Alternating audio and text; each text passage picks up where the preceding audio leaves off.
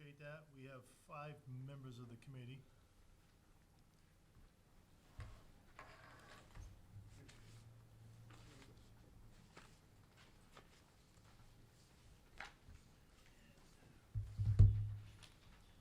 Anyone in the building with you, Bob? Yes. We have Molly Cochran's present, Peter Manchula, Joseph Piana, Michael Hodman. So we have 5 members of the Municipal Regulations thank you. Committee present and online. I'll look at it, thank you. So we do have a quorum. We'll be starting in about 1 minute or so.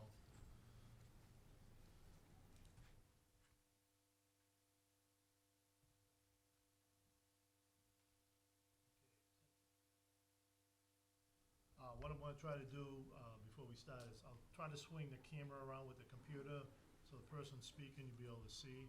It's also, I should ask, is it going out live tonight to the people in Smack? Yep, it's also on TV, if you wanna tune in on TV, whatever you like to do. All right, the committee members ready? Okay. David Billow could not be here this evening, he's the chairperson. So if there's no objection, I'll just be acting chair, just to make it easy for everybody. All right. Good evening, everybody. This is the Municipal Regulations Committee. The time is now 7:06, and we have Samantha Rigo, the recording secretary, online. She's taking minutes. The time is now 7:07, and this is a public hearing. I'm just gonna read this information. A public hearing will be held by the Municipal Regulations Committee. I don't know if people can hear me here. Municipal Regulations Committee on Monday, March 20th, 2023 at 7 p.m., or I should say 7:07 p.m. to discuss the annual town meeting articles. In accordance with Governor Baker's declaration of June 16th, 2021, granting certain pandemic-related authorizations related to public board and town meetings, and recently extended to March 31st, 2023. This meeting will be conducted both in person and virtually online via Google Meets. The meeting may be recorded and may be broadcasted live over SMAC, which is StoughtonTV.org, and/or recorded for later broadcast and internet access. To participate in the public hearing with Google Meets, the description of the connection information is on the agenda, and to join the public hearing by phone is 1-336-790-8464, and the PIN is 173-070-119#. Agenda items may be taken out of order at the chairperson's discretion. Votes may be taken on recommending articles to the 2023 annual town meeting. The meeting has been called to order. I am going to skip over the Pledge of Allegiance. I apologize. There's no flag in the room. Couldn't get a flag right now. First of all, we're going to take roll call to determine the quorum for the meeting, so we can go forward. All right, this is the Municipal Regulations Committee members' roll call. Rosemary Eckler, Precinct 1. Molly Cochran, Precinct 2. Here. Thank you. Megan Elizabeth Costa, Precinct 3. David Billow, Precinct 4. Peter Machula, Precinct 5. Here. Thank you. Joseph Piana, Precinct 6. Here. Thank you. Roberta Harback, Precinct 7. Yeah. Thank you. And Michael Hodman, Precinct 8. Here. Thank you. 1, 2, 3. We have 5 members of this committee. I declare that a quorum. We're going to proceed with the public hearing. All right, first on the agenda is to approve the minutes. So made. Okay, first of all, let me just, thank you, Roberta, but let me just say, thank you for reading them.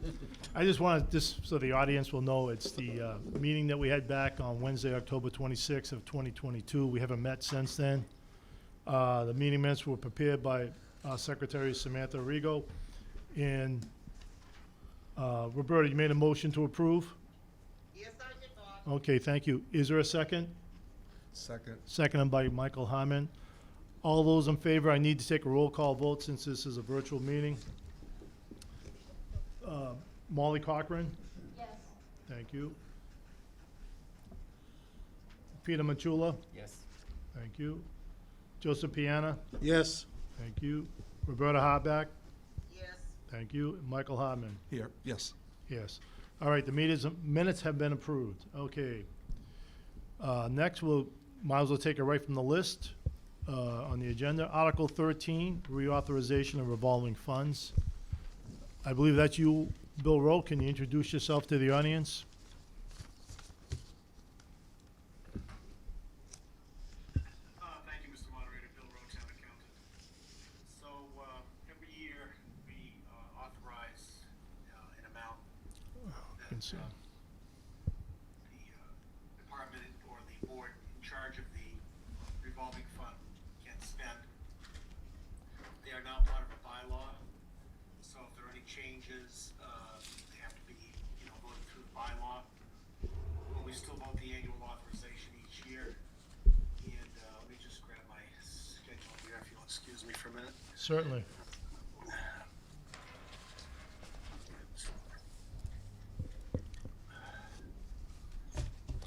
Bill, actually, 1 second here. This chairman here, myself, I need a motion to open the meeting, the public hearing. Motion's been made by Michael Harmon. Is there a second? Second. Second by Joseph. That was you, right? Yes. Joseph Piana. All those in favor, I need to take a roll call vote. Molly Cochran. Aye. Thank you. Peter Manchula. Yes. Joseph Piana. Yes. Roberta Harback. Yes. Thank you. Michael Hardman. Okay, the public hearing is officially open. Thank you. I'm showing my age now, I guess. I'm getting up there. All right, back to Bill Rowe. I'm sorry, Bill. Go right ahead. Okay. So it's basically the, I'm bringing up the warrant now from last year. It's basically the same as last year, with the exception of the Recreation Department. They've asked for an increase from 150 to 200,000. And I'll read them off in just a moment, all of them. Let's see.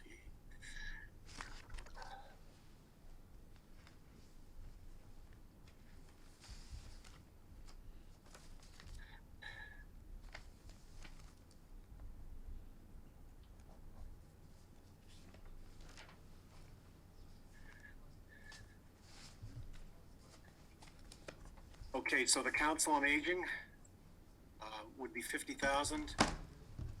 The Recreation Department would be 200,000. Geographic Information Systems revolving fund would be 15,000. The Youth Commission revolving fund would be 50,000. Community Events revolving would be 10,000. Conservation Commission would be 50,000. Board of Health would be 120,000. Stormwater would be 50,000.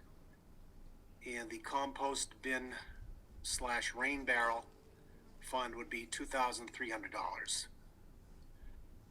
So that is it. That's the only change for this year, as I mentioned, would be the recreation. They'd like to increase that to 200,000. Anything else, That's Bill? it, Moderator. That's it, Mr. Moderator. Okay, thank you. Any questions from the committee? Molly, any questions? No.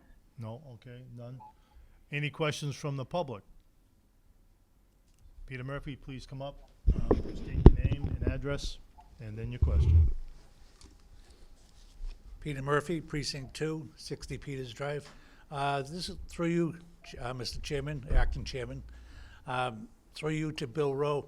The new, the 350 anniversary party, is that going to be a revolving account as well?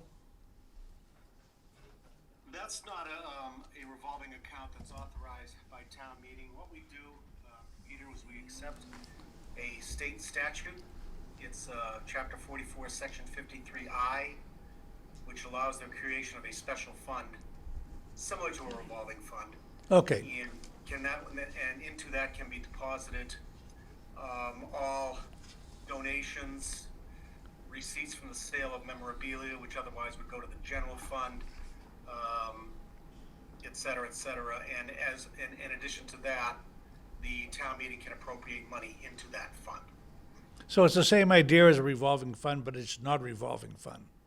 Yeah, it's not a revolving fund. I think the Okay, main difference would be the town meeting could appropriate money into that fund, for seed money, and hopefully we'll be able to, make enough from donation, sale of merchandise, memorabilia, and so forth to cover the expenses.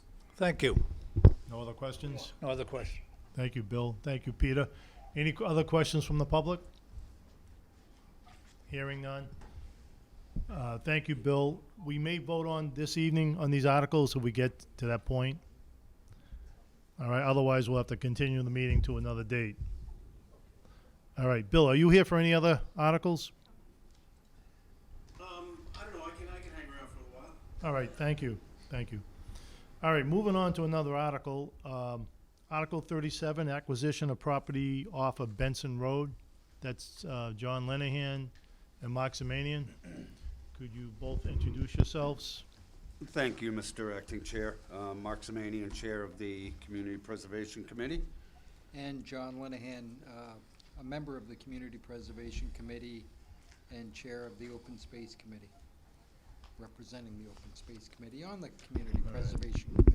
With us tonight as well, Mr. Chair, is Paula Grabanskis, who is the owner of the property on Benson Road. Okay. I want to thank her for coming tonight. She's been very involved with this from the start. I'll be brief. You might want to come up. Would you like to come up? More than, Thank you. Thank you, Peter. you're welcome. Barry Castle's also on the Yep, hi, Barry.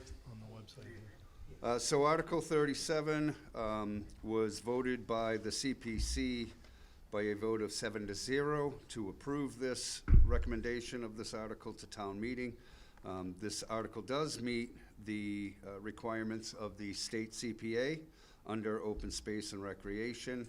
This is approximately 12 acres of land. It's 12.05 plus or minus. We had forwarded you the appraisal, Mr. Chair, which I'm sure you got to the members of municipal regulations. I'm going to turn it over to John to give a brief overview at this point. Thank you. And Paul. Thank you, Mr. Acting Chairman. This is a really special piece of property in that it fits within 50 acres that the Select Board recently voted to acquire. I don't think it's all the way through the process yet, but it's in process. And Ms. Grabanskis had seen an advertisement we put in the paper about ideas for the Community Preservation Committee to consider. And she very generously offered to sell the town this 12-plus acres, which of a total of 14 acres she owns there, retaining about 2+ acres for her home for preservation. She'd been approached by developers, and she and her neighbors were very concerned about the land being developed, and she very generously offered to sell it to the town at a discount. It has since been appraised at $195. $195,000, and actually with some minor modifications, it could be more. Yes. But she offered it to the town for $160,000, and it will really fill in a hole in the other piece of property that was offered to the town and accepted by the Select Board. And it's just a great opportunity for the town to preserve some land that the folks in the area can continue to use for nature. And I think very important to Ms. Grabanskis is the fact that the creatures that inhabit her neighborhood can continue to inhabit it.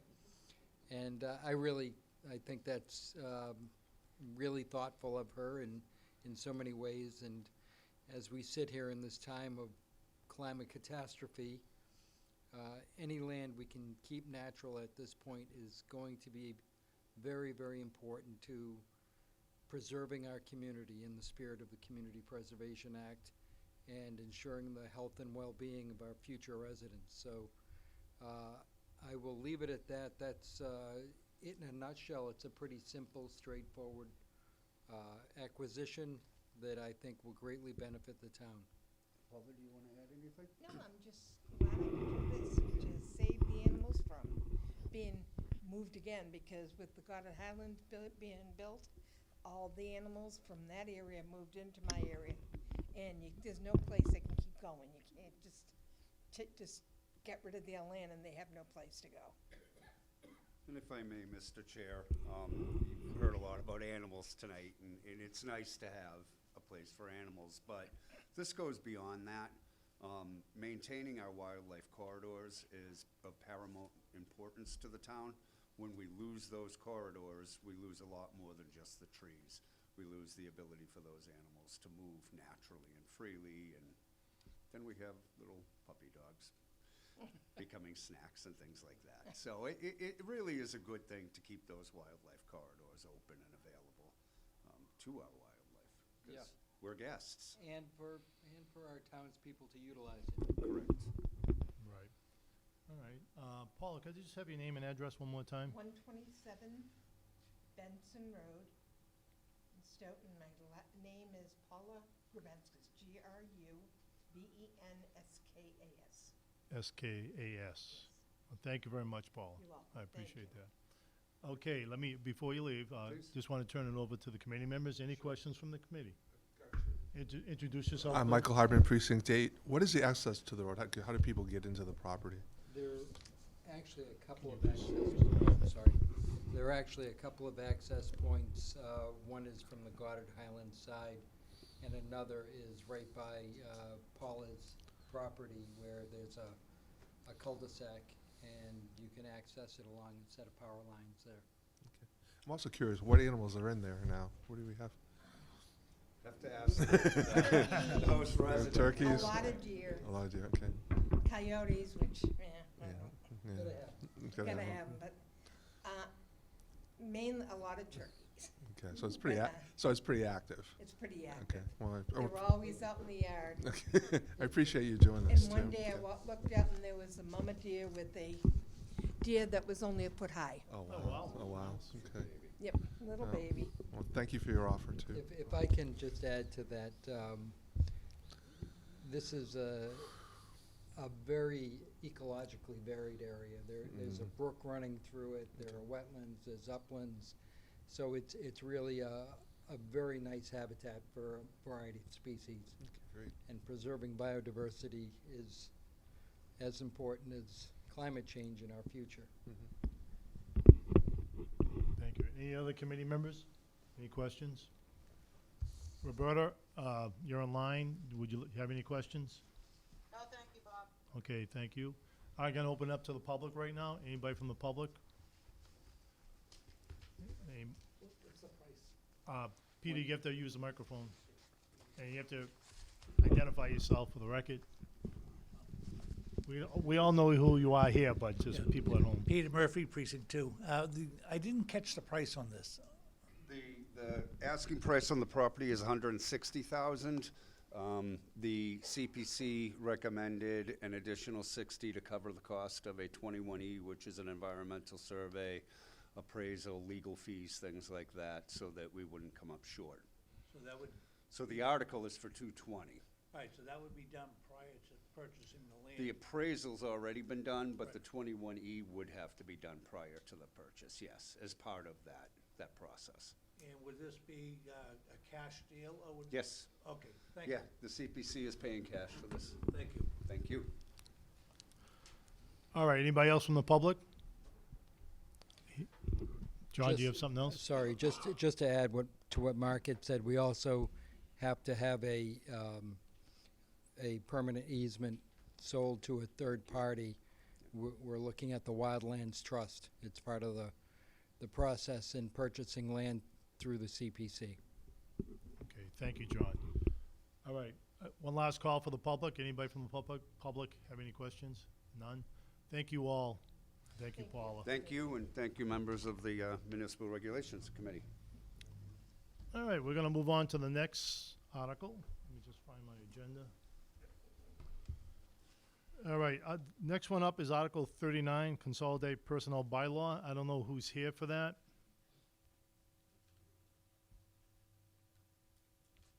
All right. Bill, are you able to take that, or Bill Rowe? Okay, we can come. Thanks, Mr. Moderator. Bill Rowe, Town Accountant. I don't know much about this. I don't know if you used the text this is just to streamline some of the items and iron out some of the things that were proposed as part of the personnel bylaw that was accepted back in, I think, May of 15 or 14. It may be, it's a pretty good revamp, I think. I haven't read it myself, but there's, it's more or less the streamlining of things. Okay, It's being prepared by one of our labor attorneys. all right. Let me just open it up to questions from the committee. Anybody have any questions? No? I had questions. I'm obviously, well, I'm not familiar with the background and what the prior. Just identify yourself. Thanks. Molly Cochran, Precinct 2. I'm not familiar with the background and why this was brought forward, but it sounds like there was an existing bylaw already been adopted, and this is perhaps cleaning it up or making it more efficient. I guess I'd be curious in somebody explaining to me, I mean, I guess I was a little surprised that personnel policies would go to the select board, because I see that as kind of a maybe very detailed, potentially, type of thing that a human resources professional does. So I guess maybe I'd be interested in somebody who actually is familiar with the human resources issues. What is the purpose behind this? What is it changing? What is it designed to address that's gonna make something better? And I'm surprised, especially given one of the objectives of this, that they keep using the word Board of Selectmen, which I think we've switched to Select Board, so that would want to be amended. But I feel like I'd like to hear some presentation as to what it's changing, how does the whole system work? I mean, it talks about having classification plans and systems. I don't know what level of detail goes up to the Select Board. I don't know what makes sense to go up to the Select Board. I mean, clearly it makes it sound like it is based on town manager recommendation, which that certainly makes sense to me, that is really the professional in charge of human resources, or whoever that would be delegated to. But without more information, I don't know what to do with this. Bob? Yes, Bill, go ahead. Yeah, I can try to get a copy of that tomorrow and then send it to you. No, we do have copies of the, Yes, we have copies. we have copies. It was all sent out to the committee members. Okay. Just that we don't have anybody present here, I guess, except yourself. Not to put you on the spot, Bill, but And we don't have presenting. the prior version, right, with, Well, that's there was a what, prior version over there. I there don't know. is of the prior? It's the thicker copy. Let me, Oh, the big ol', Yeah, the okay, big much one. thicker. that's all right, much thicker. So, Oh, the consolidated one, I don't believe it replaces the total other personnel bylaw. Looks like there's pieces of it, inserts. The entire policy?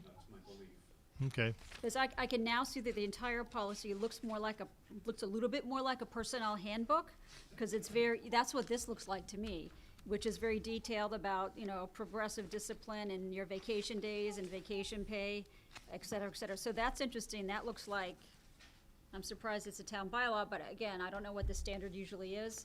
So this looks quite different, and I guess what we really need is like a red line draft. You know what I'm saying? Something Right. that shows what's being taken out, what's being that adjusted. makes sense, right. And if we were to see that, I think we could, and read and really study the whole original bylaw, then we would see. And again, I like to hear somebody speak to, the objective here is to do X, Y, and Z because this is a problem or this is not working well. And then I think we would understand it better. Okay, thank you for those comments. Roberta Harbeck, you have your hand raised? Yes, I guess I don't understand even why this would come before municipal regulations. There's a few things that were sent to this committee, and I guess I don't understand why it would be us seeing it, but that's fine. Yeah, it's the Rules Committee decided who these articles will be assigned to, Correct, right. and they're just following the charter. And there's some discussion at the Rules Committee, because as we know, the charter hasn't been updated, it's being updated as we speak from time to time, but the Rules Committee takes it upon themselves to read through the charter, and there's a paragraph in there about the 3 standard committees, what they get assigned, and obviously everything in addition to FinCom, everything with financial information goes to FinCom. But the other articles, generally they get sent to the other 3 standing committees. That's what they felt that this should come to municipal regulations, because I think it's really a regulation or a bylaw, so it should come here. Yeah, charter change. So, I mean, it's somewhat standard practice for those items to come to municipal regs. Any other questions, Roberta? No, thank you. Okay, no, valid question, but that's the reason why it came to muni regs. All right, yeah, Bill, if you could, I guess for town meeting, I don't know if this committee wants to vote on this, but it's their preference if they do or don't. It's later on in the meeting or next week when we get to vote on this. But maybe we should get a red line copy for the town meeting members, the reps. They probably want to see those changes. Okay, Bill? Sure, yeah, you need to have that, honestly. No, good suggestion, Molly. Thank you very much. Anybody else from the committee? No? Okay, I'm gonna open up to the public. Anybody from the public have any questions on the Article 39 Consolidated Personnel Bylaw? Anybody out there in the virtual world? I don't see any people connected by phone. Okay, I'm gonna move on to the next article. Thank you, Bill. All right, and the other thing is, I should have said this at the beginning of the meeting. This room is not really set up perfectly for this type of meeting, but we're trying to make do. The screen wasn't working too well. It doesn't come out very dark, so we didn't lower the screen this evening. Kind of working with this little mini laptop here. And it's virtual, it's hybrid, people are present and people online, and people can call in if they so desire. But the agenda's been posted, it's been in the newspaper, it's been everywhere. So we're gonna just proceed. Next up is Article 41, which is to accept Chapter 59, Section 5, Clause 22nd G, Veterans Tax Exemption. Excuse me, you missed 40. Did I miss 40? Yeah. I'm sorry, I skipped over 40. My apologies. Charter Amendment. Would this be you, Bill, also? I'm not sure, is this? No, she's on the Charter Change, Article 73. Which one are you on? Oh, I'm here to speak on this one. I'm sorry, we're on Article 40, Charter Amendment. Selectman Steve Cavey is here to speak on that. Steve, come on up, have a seat, introduce yourself to our audience.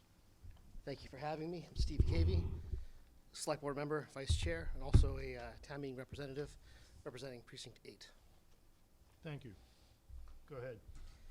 So the purpose of this charter change, this had originated with our Charter Review Committee. In consultation with our town council, became clear that sending it through the pathway of our Charter Review Committee wasn't ideal, but the select board could recommend this on their own. And I agree with what they were doing very much, essentially use their language in this change. What we're looking to do is to change the language in the charter. We're only looking to change one word. The amendment itself, let me see, says, the charter section, apologies, I'm trying to find all the language here. That's all right, take your time. This is section C8-3, polling places. Says a polling place shall be made available in each of the precincts for all elections. And we're looking for the word in to be changed to for. So there'll be a polling place available for each precinct for all elections. The main purpose of this is actually my understanding of the history of it is that since the 1970s, we've had at least 2 cases where we do not currently conform to this requirement. The Gibbons services both precincts 4 and 5, but it only exists in precinct 4. And the Wilkins, I believe that's in 7, but services 6. Now, I might have some of those numbers confused, but we have 2 cases where we are currently not in compliance with our own charter, where we do not have a polling place in those precincts. So just in order to conform, either we build new polling places or we just allow the current system, which seems to be working, to conform with our this change, right? So we would say that there's a polling place available for each precinct, and then we would be in alignment. And over 40 years we've been doing this, but it's time to get it right. So this does offer us some opportunities. Additionally, depending on the elections, this would ultimately fall on both the clerk's office and the Board of Selectmen, that for small elections, we could consolidate into smaller locations, which would allow for their operations to be less expensive. We would need fewer poll workers. So there are some potential cost savings by doing this, but never at the expense of having the voting places be very accessible to everybody. For the time being, our main concern is really just writing laws that we actually intend to follow. Okay, thank you very much, Mr. Carey. Thank you. I'm gonna open it up to the committee members. I'll start over here. Molly, any questions? I'm all set. You explained it very well. Thank you. Over here, any committee questions? Also, it seems like it should be in order here. It's like a house cleaning issue, right? Yeah. Okay. Long time coming, too, Yeah. unfortunately. Okay, Roberta Harback, you're a committee member. Any questions? No, I know, this was actually brought to the select board 3 or 4 years ago, and whatever, it just never made it to the voters. But yeah, no, precinct 7 does vote at the Wilkins School, which is the district that it belongs. But yes, we do have, it's basically, as Steve said, it is supposed, we don't have enough, we have 8 precincts, but we don't have 8 polling locations. So that's basically the necessity of this change, as Steve indicated. Thank you. Okay, thank you, Roberta. I'm gonna open it up to the public. Anybody from the public have any questions? Please step forward, identify yourself for the audience, name and address, please. Thank you, Mr. Chairman. Mark Zamanian, 5 Low Avenue in this case. So this is supposed to be house cleaning, I'm hearing. It's gonna save money. Does this change allow us to change our current polling places through you, Mr. Moderator, to presume It would. Mr. Cavey? It would. Apologies, I'm getting over a 3-week It's- cold yeah, here. It's But all right. it would allow us to this is really hypothetical because no decisions have been made on any of this. But we certainly could have elections in the high school if you know, if that was a possibility. We could have some of our more local elections done in town hall. We can even pick locations outside of the schools. There's no longer a requirement that there actually has never been a requirement that the elections actually be in the schools. No, just that there be an election Yeah. place for each of the precincts, Yeah. which we more or less have Yeah. at this point.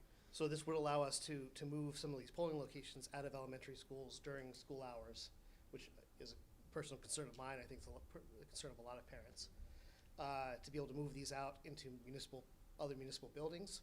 And then we may not be able to find 8 of them, one being in each precinct, but we can certainly find more than enough to accommodate all voters and to be really accessible to them, and to keep the elections out of the schools, protect the kids from people just being able to wander into our elementary schools, and at the same time, be in conformance with our laws. One more thing, if Sure, I go may, right ahead. Mr. Chair, through you. It's great that it's gonna save money. One of my greatest concerns with this, and I speak to the Municipal Regulations Committee here at this point, this standing committee, is I'm all about saving money, but we don't wanna create a situation where we're limiting our residents' ability to vote. And currently, they have a system that they've used for decades upon decades. So I would caution us all, if we choose to make this small change, that we do so in an incredibly transparent and communicative way to the public. And I mean outreach. I don't mean mentioning it at a select board meeting, with all due respect. Absolutely. 10% of the town watches those. Yeah. We need to have access to each and every resident that votes. We need to reach out to them all, and we need to ensure that those people will have proper access to the polls. Otherwise, we're limiting voters, and we're limiting their rights. So I ask you all to please consider that as you move forward, and I ask the select board to consider that as well. Absolutely. And I thank you, Mr. Moderator. All right, thank you, Mr. Zamani. Anybody else in the public? Mr. Murphy, please rise and state your name and address again. Peter Murphy, Precinct 2, 60 Peters Drive, Precinct 2 member. One of the things that was confusing is when they redistrict precinct 2 and precinct 3. And what happens is, fortunately, it didn't make any change to where I voted. But when you start moving polling places for like a town election, federal election, people are just gonna get confused, and they're gonna lose track, and I hate to say it, they're gonna just give up and they not even vote. So I think you're gonna affect that. The other thing is, you talk about saving money, which is fine, but you also have a situation where the clerk has an article in to buy more polling machines. So this has to almost get set in stone prior to them sending out the money, to buy more polling machines, because they may not be necessary. That would be my only comment. It has to be a look at the whole picture. Thank you. Mr. Cavey, will you be able to answer that? I think I will. Thank you, The Mr. town Murphy. clerk would be, honestly, would be able to give a much more thorough answer to that. But the polling equipment is necessary regardless of a change, because I think the equipment's just outdated, and they're looking to modernize that equipment. So this would happen regardless of whether or not we consolidate polling locations. Well, my comment being, Okay, remember, no cross debate, but if you have a question, a question, my Direct question question, is, okay. if you go to eliminate, say, 2 polling places, you combined them, instead of buying 3 machines for each polling place, now you just eliminated 6. Or they would have to purchase 6 if they maintain, whatever. So I think the concern would be, that has to be looked at before anything happens. The clerk's office has to be very much, I'd be curious on what their take is on this, but thank you. okay, thank you, Mr. Murphy. Back to the committee, go ahead, introduce yourself to the audience and your Peter precinct. Matula, I had a question here. I was curious, the current article, the way that's written, or the current rules, are those going to be less limited with this article in terms of changing polling places? Are we not able to change polling places now, and we will be in the future? I mean, this article seems to only change that one word, which basically polling places, or where it could happen under either situation, right? Under changing the word or not, you could still have those changes occur. Is that correct? Correct. Yeah. There's a, I guess there's, and this is something that I've also sort of come to understand. It's taken a little while, but as of right now, there is no requirement that the locations be in the schools at all. So we have a couple of choices. Either we can, and we have actually done this in a couple of, I think one of the previous elections, we had to move one of the polling locations to like Cedar Hill. So in order to do this, that was all legitimate. It was in the right precinct, and we did our best to let people know, and the election went on as planned. We could just, in order to conform with the charter, we can set up alternative polling locations. They could be in businesses, or I think there's even like mobile election things that you could put in each polling location. Our feeling was that, or I should say, my feeling is that would not actually make things less confusing if you had a mobile place. I think people need to have a place they're familiar with going. But also this idea of having a location in every single precinct today, I don't know if that really conforms with our needs. People are not really walking to the polling locations; they're mostly driving to them, and driving to the schools is no more difficult. Like, for example, I live near Stop and Shop. I live on Ewing Drive. I was in Precinct 1. I used to go to the Daw School to vote. I'm now in Precinct 8, and so now I go to I think it's the Hanson, right? So I'm. Oh, McDonald. Thank you. Thanks. Yeah. Thanks. I volunteered during the Hanson during that time. Yeah, so I go to McDonald now. And if I'm going to Town Hall, it's going to be a drive for me no matter what. It's not a big deal. We could arrange, I think the clerk's office, I think also had been talking about potentially including busing options for people to get people, seniors and whatnot, and people who have difficulty getting places there. So to answer your question, we know we're not in conformance with our laws. 2 options are we put buildings in each of the precincts, set up some sort of arrangement there, or we sort of abolish that and say, we can put things in a more central location, more reasonable places, and use those instead. They may not be in every single precinct. There's a possibility we might have only one location. It would be a large one. Something like the high school had been proposed. This discussion has not taken place with the school committee. The select board hasn't voted on any of this. It's more just a hypothetical, a good use of the facility if it's possible. Might not be possible, but there might be other facilities that are reasonably large that accommodate the entire, maybe 2 or 3 locations. During local elections especially, we're seeing a precinct have a couple of hundred voters show up, and those polls are open for, more than 12 hours, right? It's a long time. So you're getting a couple of voters, every hour. We could consolidate that. And meanwhile, the clerk's running between all 7 of the buildings all day.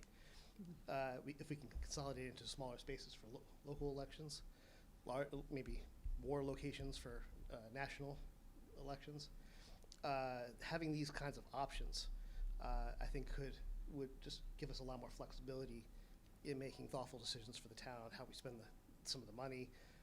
But we also, I agree with the previous speaker. We can't make this complicated, right? We can't have it every year. You've got to guess where your polling location is, right? So we want to come up with a system that might be different one year, but then it's repeatable. And we just keep on doing the same thing every year, and people might have to adjust in a given year. But we're not looking for massive. You've got to just drive around until you find the polling location situation. We definitely want to avoid that.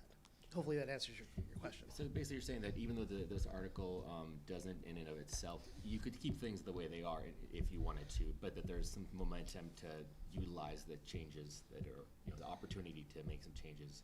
Yeah. And to have those happen. In fact, yeah, if we did exactly the same thing we've done every single year, Yeah.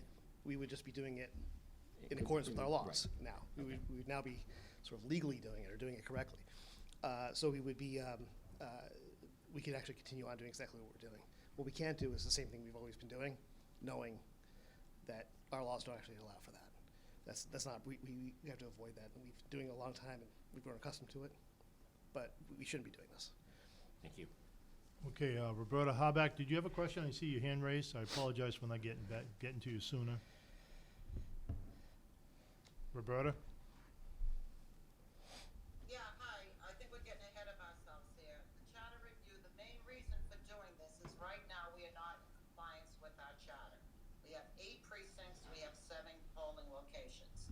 So to be in compliance with the town charter, we either have to add another place to vote or just allow the 8 precincts to vote in those 7 locations. Whatever goes beyond that is for somebody else to decide, but right now it's just for us to conform to the charter as it reads today. Thank you. All right, did you want to respond to that, Steve, or? No, I think she's entirely Right on correct. line, okay. No, I'm always I try to be a little bit forward thinking, but Right. yeah, the question at hand really now is we want to be able to put ourselves in a position where we are in conformance with our charter. Okay, Pardon me. great. And Ms. Hardback expressed that exactly right. Thank you, Roberta, for expressing those thoughts. Anybody else from the committee or the public? We good? Seeing none, hearing none. Thank you, Steve, for Thank your you very much. I presentation. really appreciate it. Great seeing you. Thanks. Okay, next up is, Article 41, accept Chapter 59, Section 5, Clause 22nd G, Veterans Tax Exemption. Bill Rowe, is that yours? I don't see Veterans Agent here. I don't know who's going to present this, if anybody.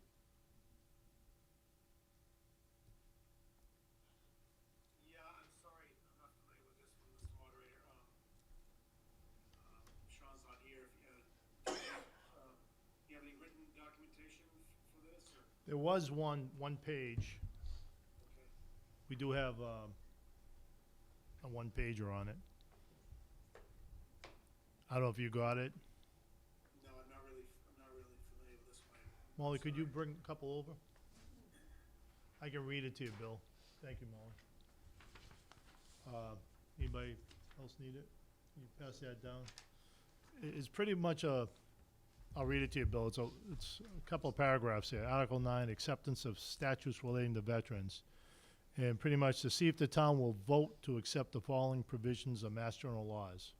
There's 2 points here. One, I guess to accept MGL Chapter 59, Section 5, Clause 22nd G, and then there's some verbiage inserted by Chapter 218 of the Acts of 2018, known as the Act Relative to Veterans Benefits rights, appreciation, validation, and enforcement, parentheses, BRAVE Act, signed into law August 28, 2018, which provides for a property tax exemption for any real estate that is the domicile of a person but is owned by a trustee, conservator, or other fiduciary for the person's benefit if the real estate would be eligible for exemption under clause 22nd, 22nd A, 22nd B, 22nd C, 22nd D, 22nd E, or 22nd F if the person were the owner of the real estate or take any action relative thereto.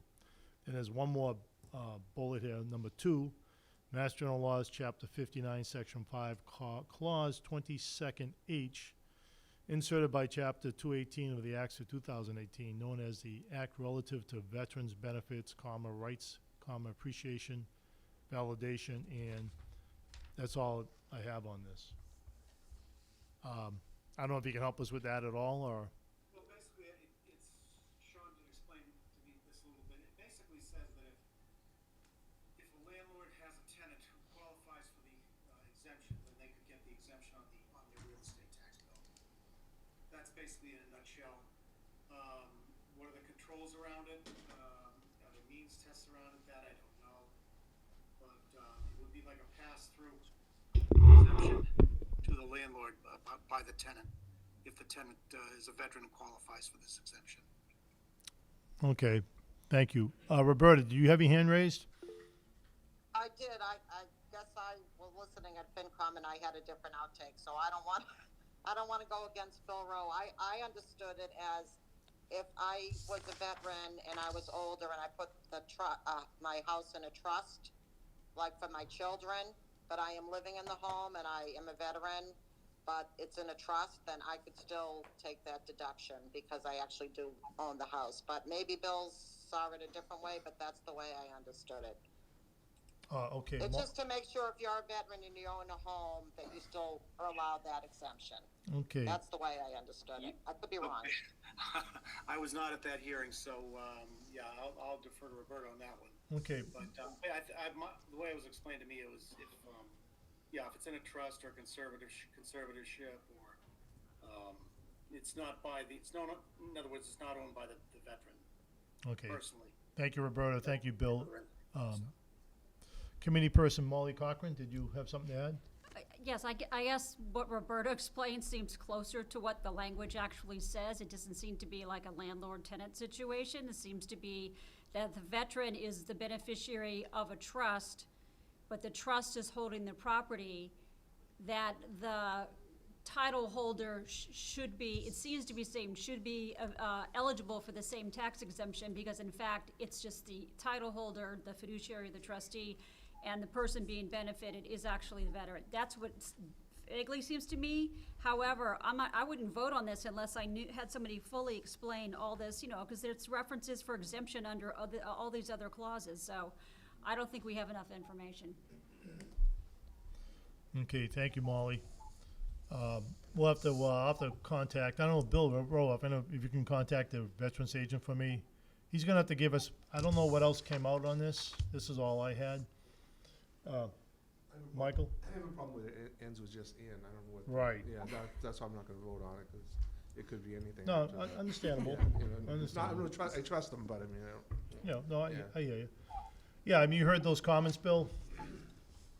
Yes, I did. Yeah, I'll try to get something, but I think Molly said it very well. If the person's a beneficiary of a trust or conservatorship, then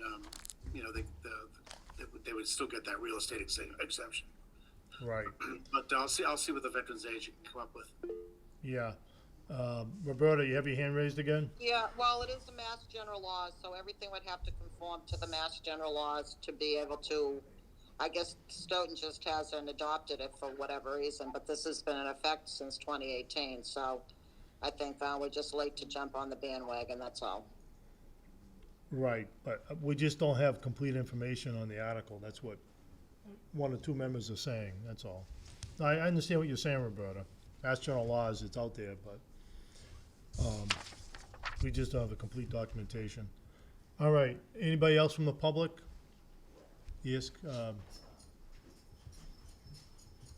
Come on up, please introduce yourself, and name and address, please. Roy Rogers, 230 That's okay. There's cords everywhere here. Park Street. And I had a question with this veterans thing. The way it's worded is like me, and I know there's You're a a lot of veteran, other right? veterans, Yeah. and I'm disabled, and there's a lot of disabled veterans. The spouse owns the house, but I've been living there. If they pass this here, they discriminate against me because they don't give us a discount. I'm not That's qualified to answer that. discrimination. Yeah, we're not here to qualify, we can't answer Yeah, that but for you. just to let you guys know, Right. that's discriminating against Right. veterans like me, that's disabled and that. We served Right. our country, and you gotta give people, because they're renting out a place to a veteran? No, Okay. that's No, not we, right. first of all, thank you for your service, sir. I think I mentioned to you earlier, you should contact the veterans agent. Well, it's not just the veterans, it's the town. Oh, you have. The town's the one that made the decision. Right. The veterans. The agent- Veteran Administration Okay. told me that the town made the decision. Right, but we do have a veterans agent. Yeah, His but name is the town of Sean- Stoughton is the one discriminating against Okay. veterans like me. If they're gonna Well- give our landlords and that, it's Okay. not the Veterans Administration, it's the town. Every town makes their own bylaws. Okay. Can I have your name again? Roy Rogers? And off camera, if you can give me your phone number, I'll notify the veterans agent, he should reach out to you. I mean, I'm not Well, qualified like I to say, the answer. Veterans Agent said they can't do nothing, it's the Okay. town. Okay.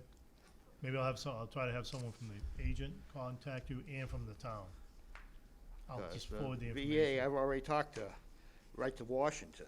They said it's the town, every town makes their own decisions on that. Okay. And you got this bylaw here, basically it's saying a landlord rents out to a veteran, they can get a discount.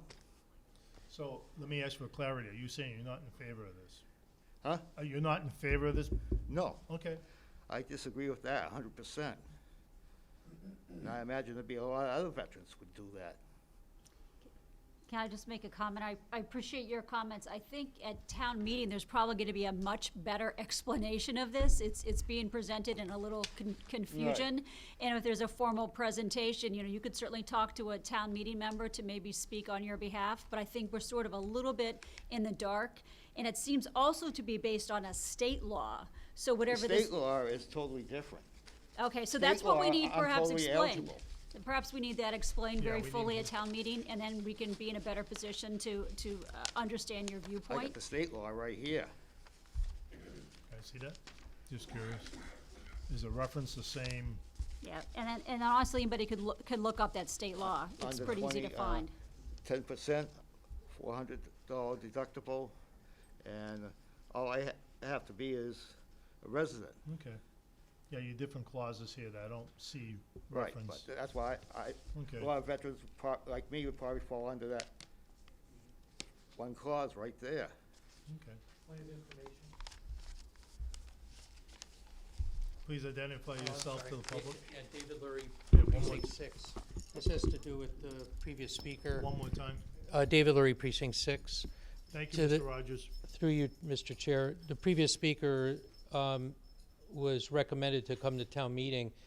I'm not sure if he's a town meeting rep, but even if he's not, I'm pretty sure that with your permission as the moderator, he should be able to speak if he has any information that he wants to share at our town meeting. Is that true, I guess is the question. Wouldn't he Well- be able to speak even if he's I'll not have a to town take meeting that. rep? I don't wanna, I'd like to speak with Mr. Rogers after the meeting and get some more information. Yeah. And then we can make a determination about that. I'm not saying no, I'm not saying yes. But I but- believe the rules in but- town meeting allow for it, Right. I believe. Up to Yeah. the moderator's discretion. Yeah. And I don't have a problem with that, Mr. Rogers. I just wanna get you some help and get some clarity for you immediately.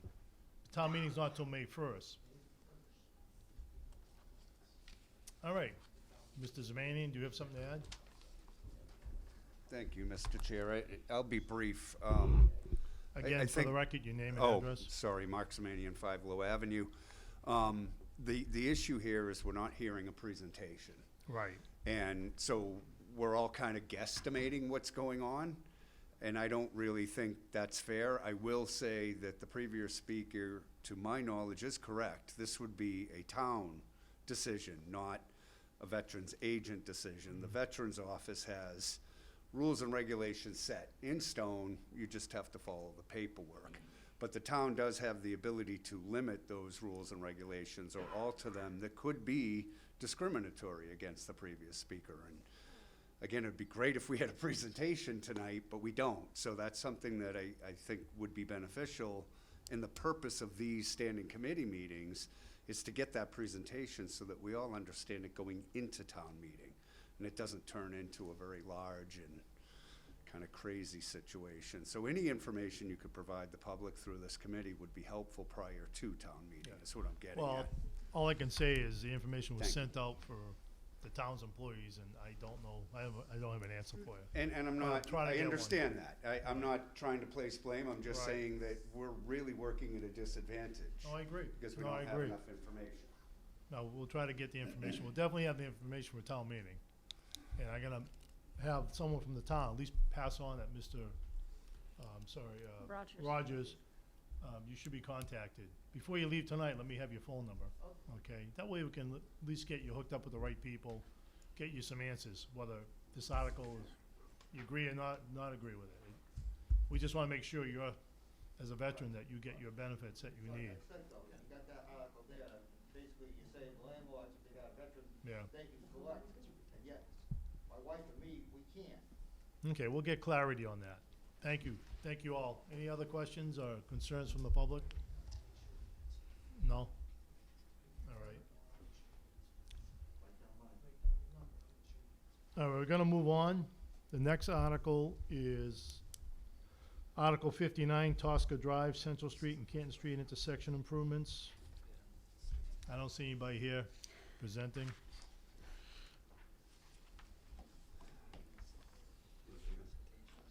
Okay.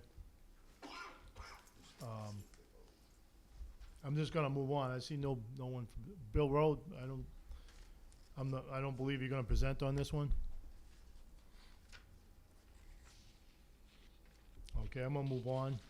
No one's here. Mr. Chair, is Mark Tisdale on the line? He's our town engineer. Nope, He's at the fire station meeting.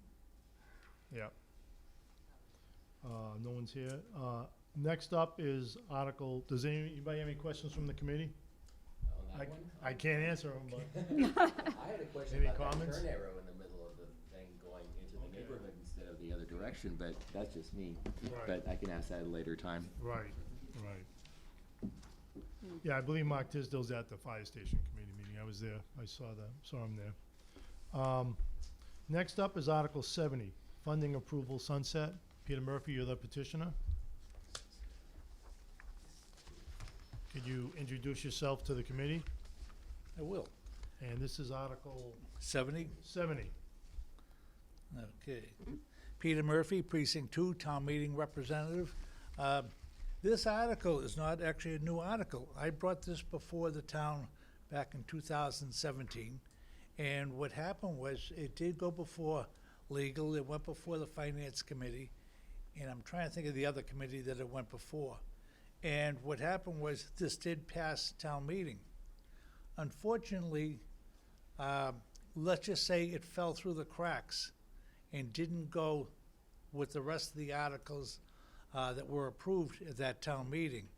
The other thing that I was told is it did not stipulate the word bylaw, and that's why it did not go through. Now, there was some controversy about that, whether it should have gone through, not gone through, whatever, but I was never notified on that. So with that understanding, I brought it back before this town meeting again. And again, I, like to see it get approved. And to explain it briefly, what it is articles that come before town meeting, they have a shelf life. And what it is anything that's $250,000 or less you have to act upon it within 3 years, start to act upon it. You have the 4th year to complete it. And let's say, and I'm gonna bring up something, town hall wants to put in a, I don't know, they wanna do some work at town hall. And they put up, the article is $150,000. And let's say after 3 years, they haven't done anything. Well, you know, the town meeting, we have a right to say, first of all, how come you haven't? If it was that important, you should have acted upon it. And again, things change, whatever the reason. But what happens with that money for that particular article, it sits in limbo. And what they'll do is, if you notice, there's gonna be another article at town meeting that's gonna be rescind borrowed articles. What this does is this makes it, I'm sorry, the other part of this is anything that's over 250,000 on upward has a longer shelf life. And the selectmen, they can extend that. So, again, we have, I'm gonna use the fire station. What's that, $30 million? And let's say if that's not completed within a certain amount of time, well, the selectmen are gonna be watching that and gonna say, no, you gotta extend that because they have to complete the project, and I understand that. But what it does is, for the smaller amounts, it gives it a shelf life. It's the same idea as you put a check on the counter, you know, and you're letting people, you say, okay, spend the money. Well, if you don't spend the money, how come you didn't? You have to re-explain yourself. So moving forward, there are 4 articles that are gonna be rescinded at town meeting this year. And, Excuse me, Mr. Murphy, you have information that 4 articles are gonna be withdrawn? no, I'm sorry, 4 articles from previous town meetings are gonna. Oh, you mean in one article? In one article, I they're see. gonna rescind 4 articles. To recover some monies? Right, and what it does, I got overloaded with paper here. That's all right, take your time. Yeah. So I was at the finance committee meeting, and what they did was, they approved the 4 articles to be rescinded. Our accountant, Bill Rowe, can speak to those or not. Where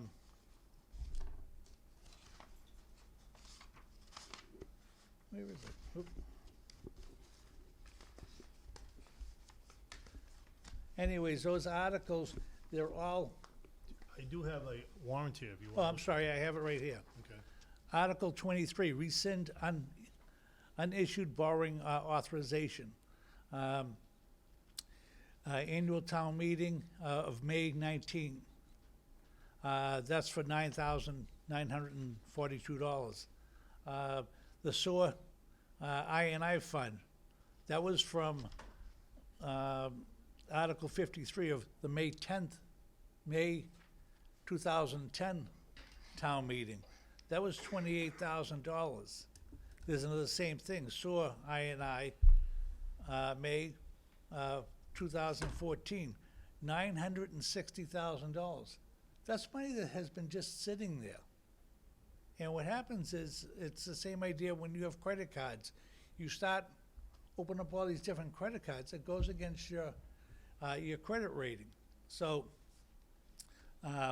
this article here, Bill Rowe is, on the most part, very good as far as clearing up these, the money that's sitting out there. And I use the expression, when Bill Rowe hits the lottery and he moves on, this article makes it okay, after so many years, the article goes away.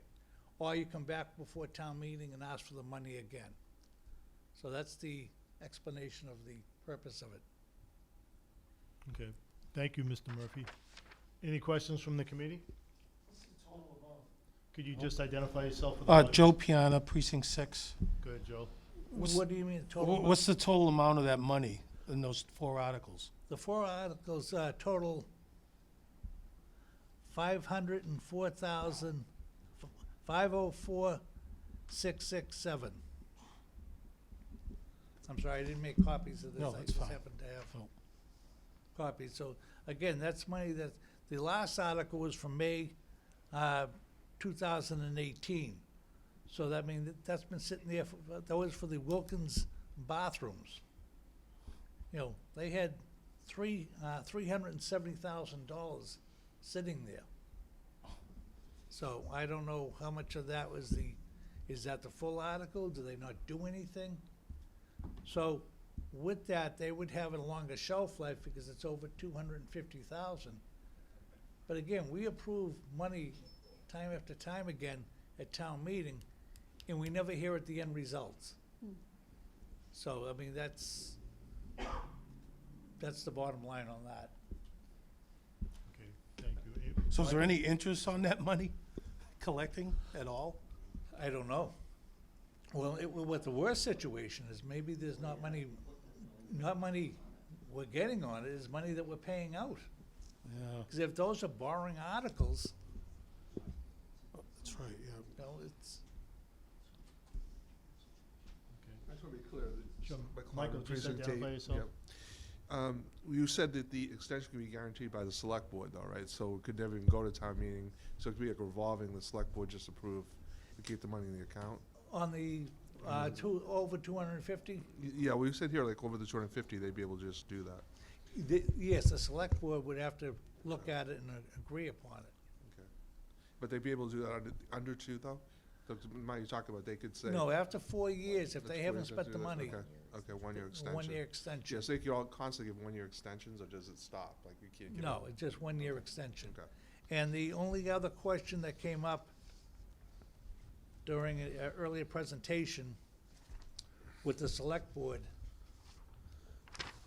was the fact that I do have to put in one word. And it says, if you go to the first, actually, it's in both paragraphs. The year starting at the beginning of the following fiscal year. It's gonna be of the fiscal year following year.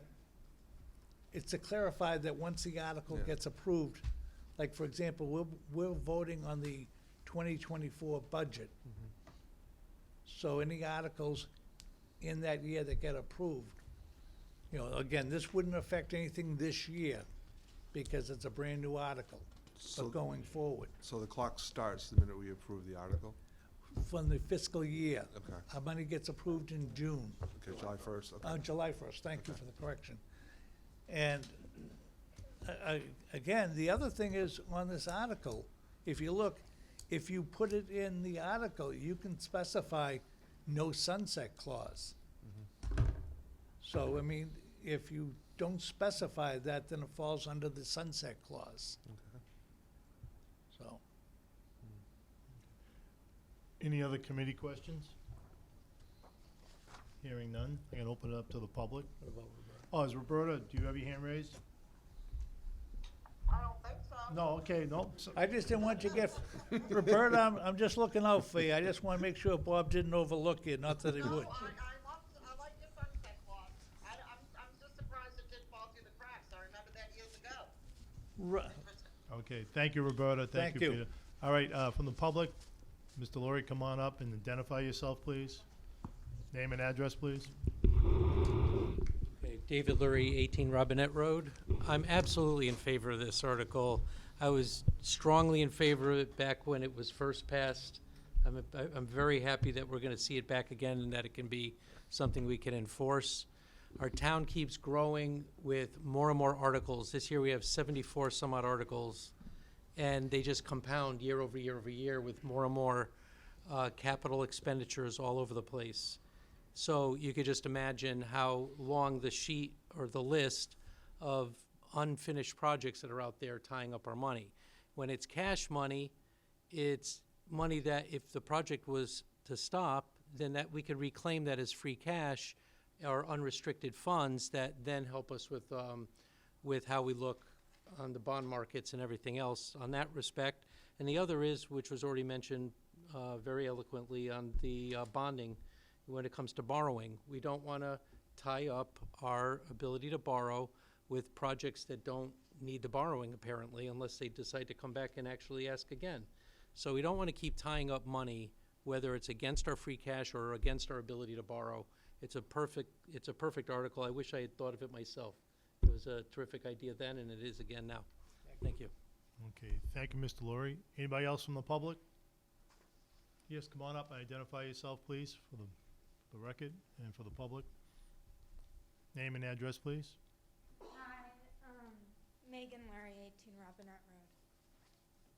What's your last name, Megan? Lurie. Laura, okay. Hi, Megan. So I could just not be understanding, but about your question with the just having a single time 1-year extension, does that mean that that project can then go through the whole process again at some point later, or is that just like Yes, no, the fit? Okay. Just use the microphone, Peter. through you, Acting Chair. No, what this does is this forces you to come back to, number one, explain how come you haven't moved forward. There could be whatever the reason, you know. But what happens is you would have to come back and say, okay, for example, I can't even think of something off the top of my head, but whatever the reason, okay, it wasn't feasible to do it at that particular time. So, okay, but we want to still do it. So now you go through the, you make a new article. So, And that's if they have failed to complete the article after the 1-year extension? correct. Okay. So what it does is, you know, I know what the good example is. We had an issue where they borrowed $120,000 for police cars. And what they did was, they ended up, they only bought, that was supposed to be for 4 police cars. And this is going back years ago, now they're a lot more money. And what happened was, they held off on one of the police cars. Well, that money sat there and sat there. And then what they did was they tried to use that money for something else, which they weren't supposed to, because they had to come back before town meeting again. So what this does is it cleans the book out of that money. So, Thank you. thanks. Thank you. Anybody else from the public? Anybody online? Nope, I think we're all, committee have any other questions? Nope. I think we're all set. Thank you, Mr. Murphy. Thank you. Okay, next up is Article 71, Climate Action Plan Committee. Molly Cochran. So am I presenting? Because I thought you said we weren't going to be doing a, Well, you're gonna present. We just won't be I'll be able to- glad to present. So I had it, if I can pull out my stuff here, I have Yeah, we can, I had just to emailed it clarify, around. you can Yes. present, and committee can ask questions, we just won't be able to vote on this Okay. one. I will, in that case, present a, a little bit shorter. Here's one extra hard copy that I have. Actually, I might have a second extra hard There copy. might be some copies over there, too. There is, yeah, do you want them? Yes. No, I'm all set with Anybody the need one I'm gonna copies? use. And I'll give you certainly maybe a little bit of abbreviated version, but certainly would love to get the discussion going about this article, and will be my presentation certainly at town meeting as well. I'm here and I've gathered signatures and presented this article because we're in a climate emergency, as has been referenced and is referenced quite frequently. And you don't have to be terribly, well-informed or following the news every day to see the evidence of the climate emergency, cropping up all over the world. And if anybody is following from the email, I'm going through the slides now. For example, clearly climate change is affecting the growing of crops. I have a quote here from NASA talking about how the climate change can affect the production of maize, of corn, under the high greenhouse gas emission scenario. So that's going to have very dramatic impacts on the entire world. Moving to the next slide. A article in the Boston Globe just a couple weeks ago said that climate change is actually a secret driver of inflation. understandably. As extreme weather continues to impact crops and production capacity, the cost of necessities is going to rise. And I think we can all see that and will continue to see that. I picked just a few examples of some dramatic and certainly tragic cases of extreme weather from climate change. On the next slide, there was terrible last year flooding in East Asia and the Pakistan region. And then you still have problems with contaminated floodwaters affecting the welfare and survival of people. I think the death rate toll was very, very high in that.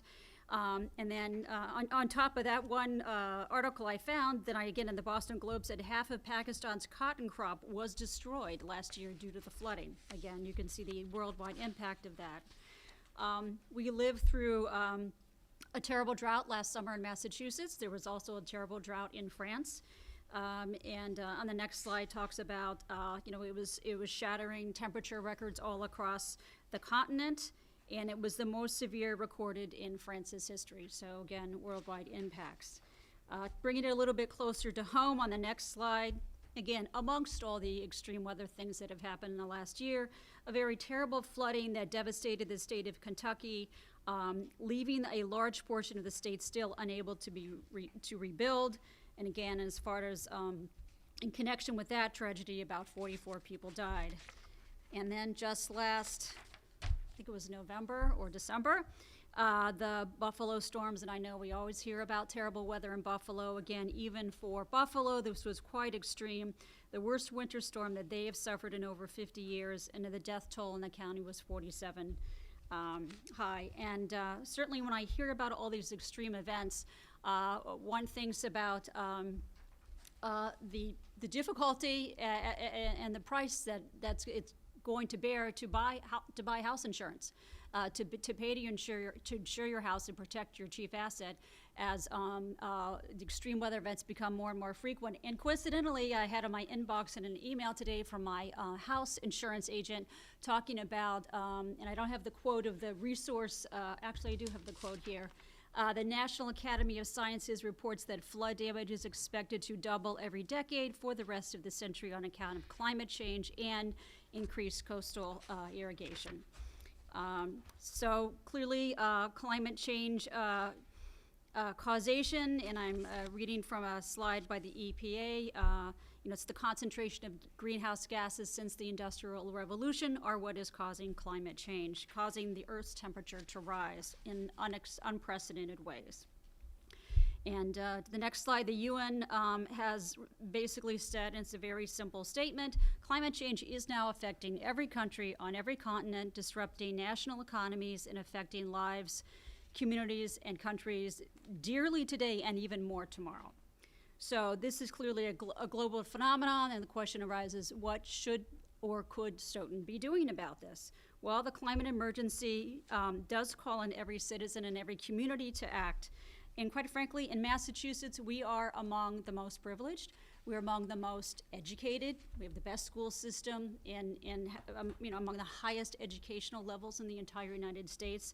We certainly can lead by example and have a commitment to show what actually can be achieved. And the next slide indicates that, from the EPA saying that, yes, we can lessen, like the scientists, the engineers know what to do. We can lessen the impacts of climate change, and we can make choices that do reduce greenhouse gases. That being said, of course, it's a big problem, and it's complex, and the solutions are sometimes, or the constellation of solutions that will be very meaningful can be complex. So that is why many towns, cities, and states have adopted a climate action plan. I include on the slide just a definition which of a climate action plan is a detailed and strategic framework for measuring, so basically finding out what's going on, planning and reducing greenhouse gas emissions and related climate impacts. So let me just give you an example of some things that a climate action plan can address. So in a general sense, a climate action plan might address waste disposal, recycling, reducing the waste stream through composting, generally the use of natural resources, energy efficiency throughout the town, including renewable energy versus fossil fuel energy, plastics pollution, public outreach and education, and promoting sustainable agriculture. And just to be a little bit more detailed, I have an example from a very in-depth climate action plan that is available on the web. That's for the town of Acton. And breaking down some of their strategies, just a couple of highlights. They talk about pairing zoning with sustainability, excluding fossil fuel use in new construction projects and in major retrofits, adopting a net zero carbon standard for new municipal buildings, advocating for more electric heating and cooling. Another portion of their plan is developing a tree planting plan, discussing transitioning to electric landscaping equipment.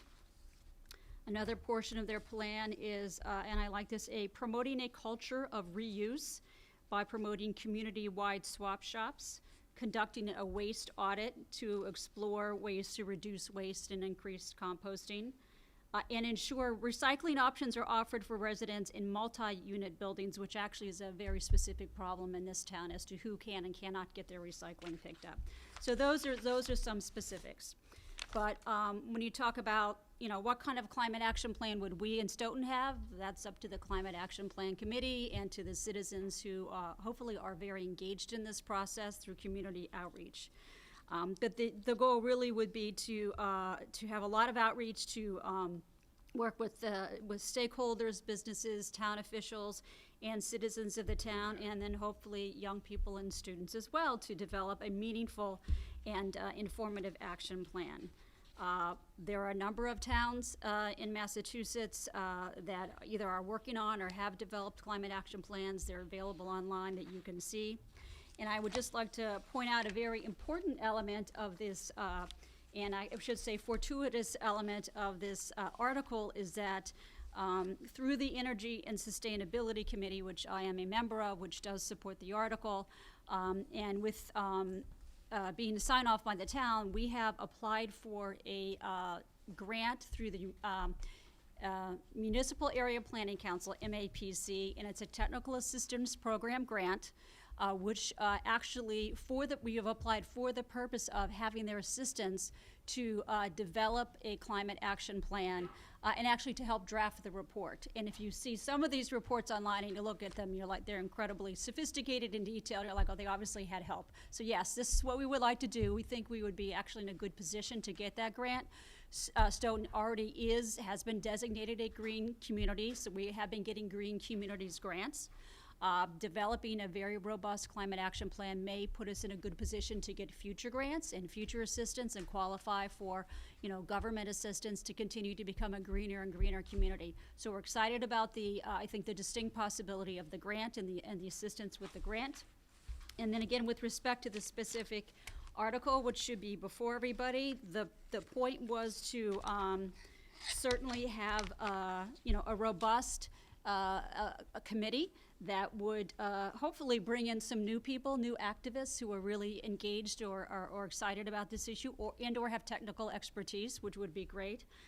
The committee would also include the town energy manager, who was hired maybe 3 years ago as a consultant, a part-time consultant for the town through the hard work of the Energy and Sustainability Committee, Kathy Stanley. And she has literally been saving the town hundreds of thousands of dollars since she has been hired because of retrofitting and updating energy systems. I know she's been involved in taking care of terrible problems at the community golf course, at the Cedar Hill Golf Course, with respect to the HVAC system. So she's an important person, but again, the hope would be that this would be sort of opening up, posting these positions as a public posting to bring people into the community, into some really important part of activism, and having community outreach and listening sessions and community surveys, et cetera, just like they did for building the high school. They had a whole lot of public meetings to engage people in what they were looking for, so that we can get a really productive discussion going, and then hopefully have a really productive and meaningful climate action plan. Questions? Thank you, Molly. Okay, to the committee. Anybody have questions on the committee? Roberta Habeck, you raised your hand. I did. This is a question really not to Molly. It's more, being on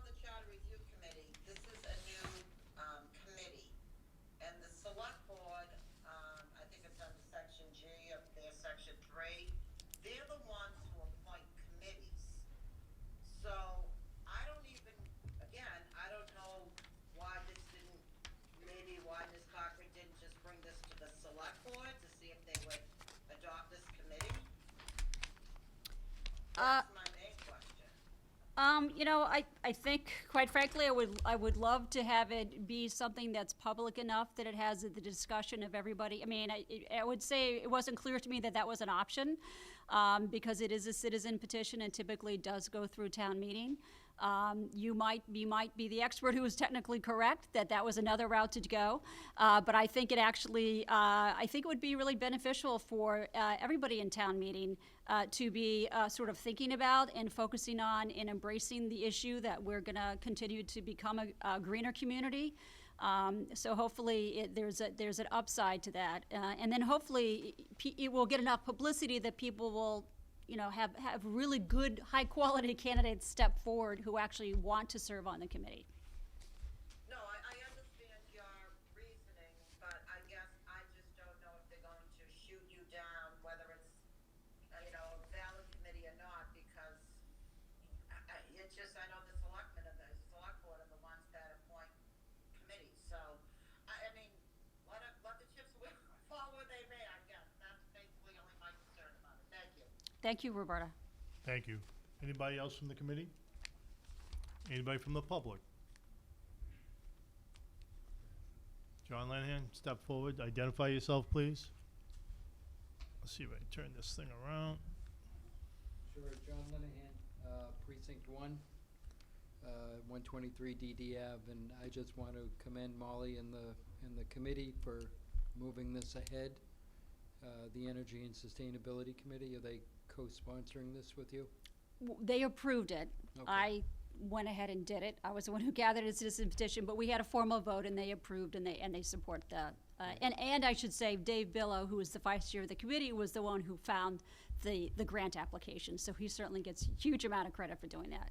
Well, I just want to commend you. I think, you know, this is an existential threat to our kids and our grandkids, and it's already impacting us, as you pointed out.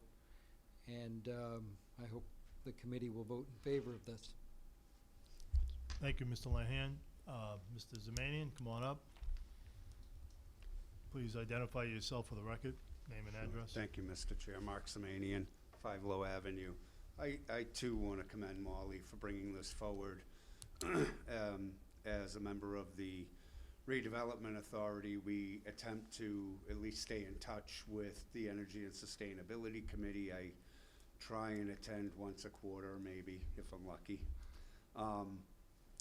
I think, although Roberta, I think might have a point here about how a committee gets set up, and it's something that I would encourage you to speak with the select board about, maybe even prior to town meetings, so that, you know, a united front goes a long way for things like this.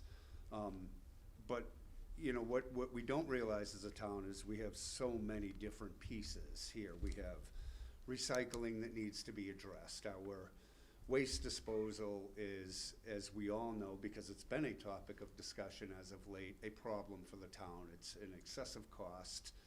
Recycling would certainly reduce that. But we also have composting. We have dropping our carbon footprint in our buildings. We have the materials we use when we're reconstructing buildings. So, you know, it's a lot for Energy and Sustainability to take on their own. And they're 5 people. And they work really hard, and I give them a lot of credit for all that they get done, but they really need help. Ms. Cochran had mentioned our energy manager earlier. That person really does need to become a full-time person in the future. And I think the work that you've done at Energy and Sustainability is showing the town that there is a need for that position where she can save us, or that person can save us money.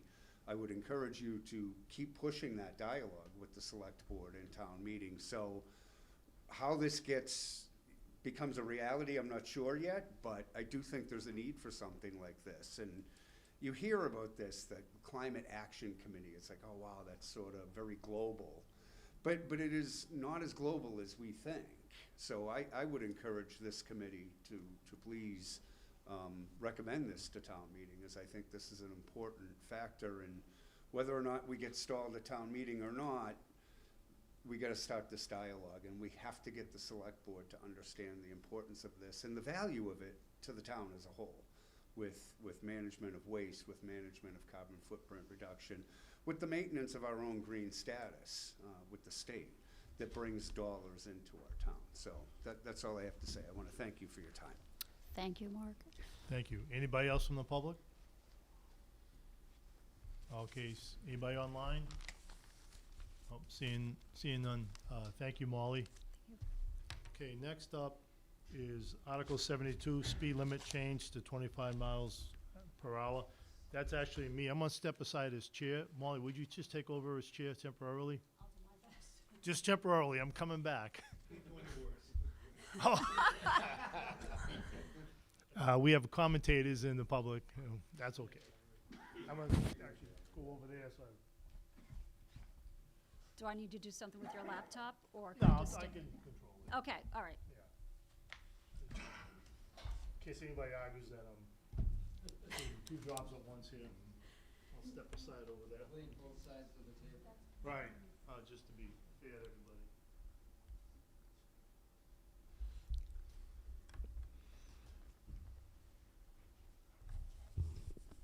Okay, my name is Bob Mullen. I'm the petitioner of this article. It's Article 72, speed limit change to 25 miles per hour.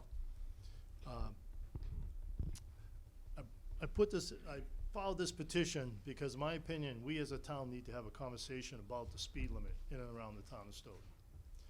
I mean, as anybody drives around Stoughton, you see various speed limits, 30, 35, 40, even faster than that. And of course, you see vehicles going faster than 35 or 40 miles per hour. In the neighborhood streets, yeah, at least in my neighborhood and some of the other neighborhoods you go down, I mean, really, it should be no faster than 25 miles per hour.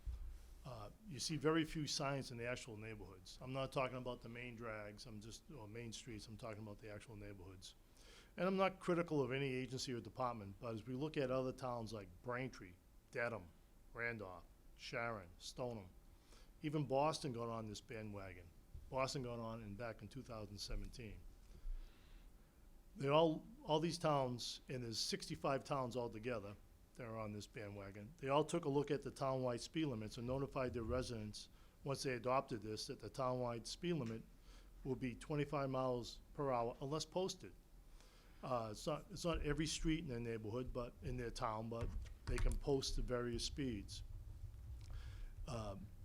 And the towns will review the streets where greater than 25 miles per hour would be acceptable when they actually post those speed limits for everybody. So one thing I just want to say that we as a town has an opportunity to lower the speed limit if the town members, town reps so desire. You can do it street by street or town-wide. You just wouldn't be able to do it in the state highways, like Route 27 or Route 139. So we do have an opportunity, if so voted, to lower the speed, and we may just be able to save, someone's life, or perhaps save them from injuries in a pedestrian/car accident. And I also just let the committee know that I did have a resident that contacted me that she would like to offer a friendly amendment to make the speed in town no faster than 30. But the state law that I follow this under, Mass General Laws, Chapter 90, Section 17C, pretty much is 25 miles per hour. I'd have to basically have that looked at by an attorney if we can change that to 30 miles per hour. And I also, talking to people around the town, this is very controversial. People either like it or they don't like it. So just throwing it out there to everybody. And I still have some work to do on it. I gotta reach out to I haven't talked to the select board about it. And I gotta reach out to the police department and make sure there are a way they can enforce it if it's even possible. I also, I put up there a crash report for all the cities and towns. And this is as of 2/21/2023.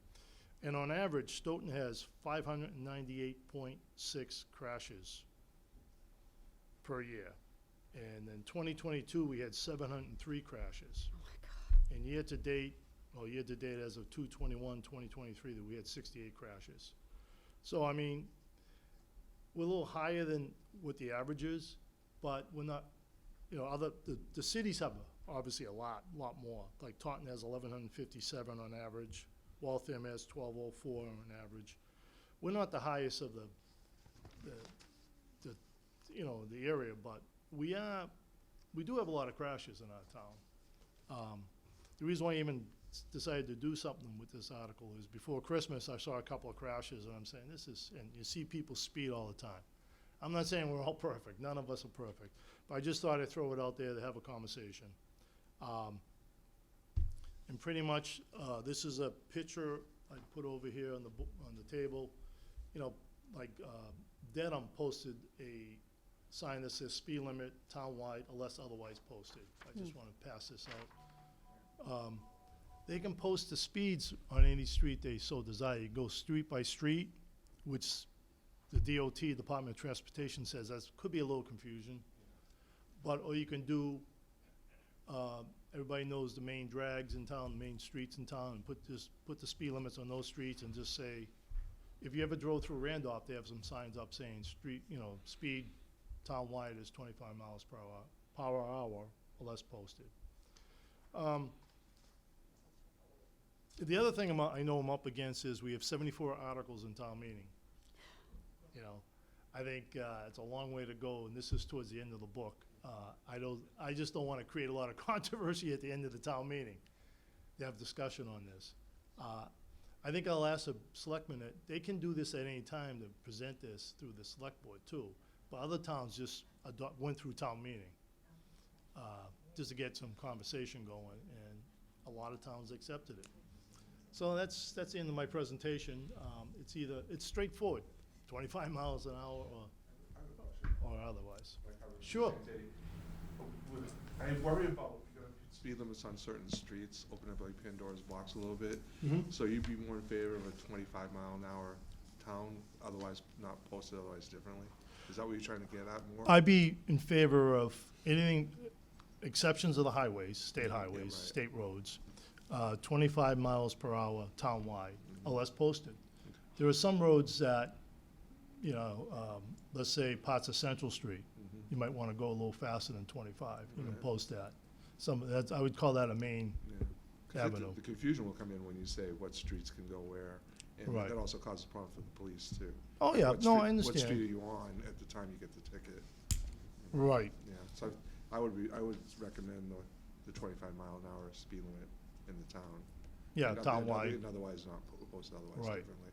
No, I agree with you. Just to make confusion. a I'm little just bit, trying to yeah. balance a lot of, Yeah. I didn't realize this would create so much controversy. Well, it will, because you're gonna Yeah. people want 15 miles an hour on the Some streets, people you want it a know. lot slower, some people want Yeah, it faster. Some yeah. people say, I never went 25 in my Yeah, life. not you really, know? yeah. My car doesn't go 25. Yeah, it doesn't go that low, you know? So, I mean, and the other thing is, at town meeting, I know we get to, this is what, Article 72, people are gonna be, I wanna get out of here, you know? Yeah. So I don't know if we'll have enough debate on it, but, any other questions? I'm sorry. Yeah, Peter Molly, Machula. did you wanna? Yes, would you like? Yeah, Peter Would you Machula. like to address a question to Yes. our speaker? I just wanna write these names down. Yeah, Peter Machula, Precinct 5. Yes, Peter. Excuse my ignorance, but what is the current, what are the current rules? There is no townwide, even in residential? I thought maybe Well, there isn't? I always thought it was thickly settled 30 miles per hour. Yeah. I don't know, I guess there's some more investigation I have to do. Okay. But when you drive your own neighborhood, there's no posted signs. So I'd say that's 30, thickly settled, you know? Right, I just didn't know what the Yeah. local rules were, or if they are local or No, state, they're so. on If you go by I know if you go by the schools, it's 20 miles per hour. Yeah. And those should be all posted. I don't know if they're all posted. I mean, there's a lot of work to do on this because a lot of people have a lot of questions on this. I'm not trying to make your life harder by going slower, but I think it will make it a little safer if we do follow the rules, going 25. That's all I'm proposing. At least have a conversation. If it doesn't go anywhere, it gets voted up or down, gets voted down, hey, we had a conversation about it. I- I would check the Randolph and see, because it is posted 25 in Randolph. and nobody goes 25. And see how many accidents they've had since they posted. All right, Sure, could I we, can tell you how many accidents Randolph has. It's right on my list here. I'm glad you asked that question. Yeah, could you identify yourself? Is that Paula back there? Yes. Okay. Randolph, as of 2022, they had 343 accidents. sounds like a lot less than ours. Yeah. Yes, yeah. a lot less. About half, or, yeah. So, and on average, for the 10-year average, they had 372.2 accidents. And we had, I think, 700 and some Yeah. odd. So, You only had 200 accidents before the change. So before we open it up to the public, other members of the committee, including Roberta, do you have questions for the speaker? I do, did you check with any of the safety police officer or whoever that may be and discuss this with him first? no, I have not, no, I said that. Still have some work to do. I have to contact the select board, let them know, town manager, police department. No, I have not. I will be doing that. That may be a hurdle, you know, I would think that police would have a huge say in this, whether yay or nay to you. And we do have one of the worst intersections in the state, central Washington is like one of the worst intersections in the state. Right. And, just gotta tell everybody to get off their cell phones. And take it to the road. You can put that petition in Yeah, next year. let's do the next, let's be the next petition. Yes, It's Peter. yes, Peter has another question, if we could let Yes, him Peter, proceed. Municipal Precinct 5. Would this mean that most likely the streets that already have a posted speed limit that's higher would maintain that speed limit that's higher, or? Yeah, the town would have to go through, if it's approved by the DOT, Department of Transportation, that Yeah. particular road, they can keep it, or they have to notify the state they're reducing it. But this doesn't pertain to any state roads. Okay. 27, Route 27, Route 139. They've so posted already. Right, gotcha. Yeah, I know I have a couple hurdles to go. I have to contact the safety officer of the police department, select board. And I know it's like 50-50 with a lot of residents I talk to, you know? So I know it's not an easy task here, but it's a good conversation to have. Other towns are doing it. Even Boston has done it. Yeah. And I know We have a- people, I just want to say, I know people drive faster. You know, like, I think, there's a Paula, nobody in Randolph drives that slow, but, you know, the turnpike, it says, in some areas of the turnpike, it's 65. Everybody's going a lot faster than that. You know, I'm going 80, a long time ago, 6 years, 6 years ago, I went 80 miles an hour and people were flying by me. Yeah. But recently, I obey the speed limits, you know? Just for the record. As you're an important public official, that's good to right. hear that. I always obey the speed limit. All right. Joe, do you have a question? Yeah, Joe Piana, Precinct 6. What about the cost on the signage? Who covers that? There will be a cost on that. Yeah, You know, I know the town DPW makes up a lot of those signs themselves. I don't think they farm it out.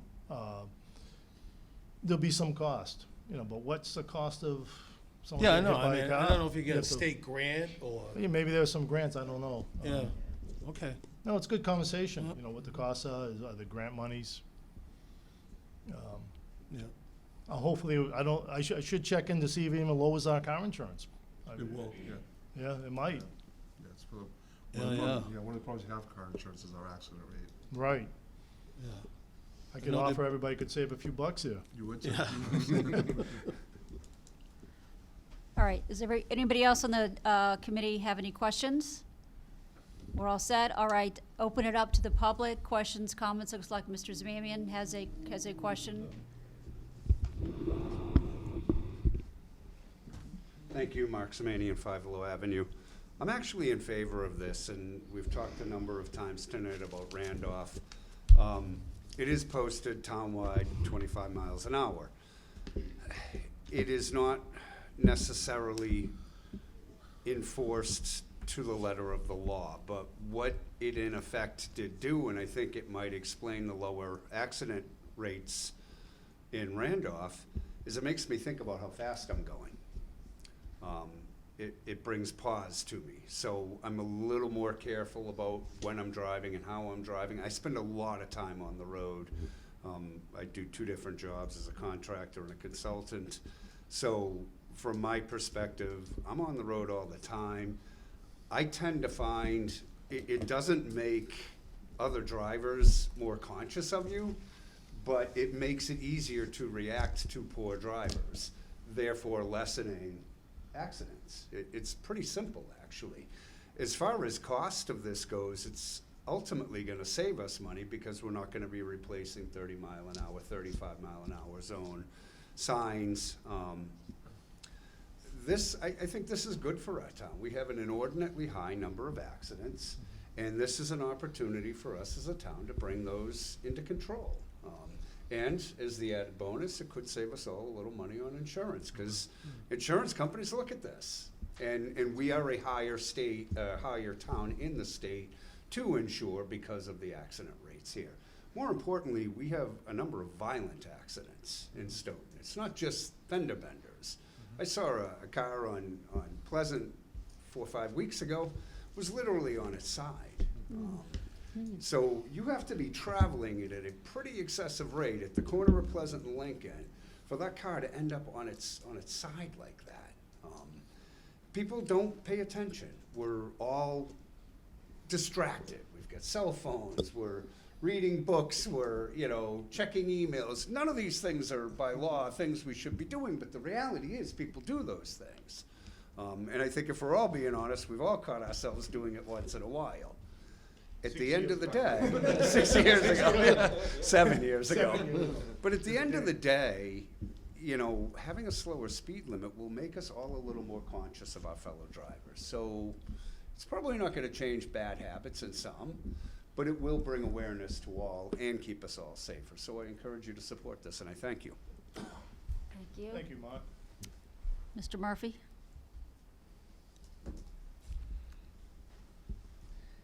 Peter Murphy, Precinct 2, 60 Peters Drive, Town Meeting Representative. Bob and I had discussion on this when he first put it together, and I'll be honest with you, I have mixed emotions about it, because I know that to try to drive at 30 miles an hour can be a challenge. And you take Walnut Street, we just passed an article where they're gonna modify that street.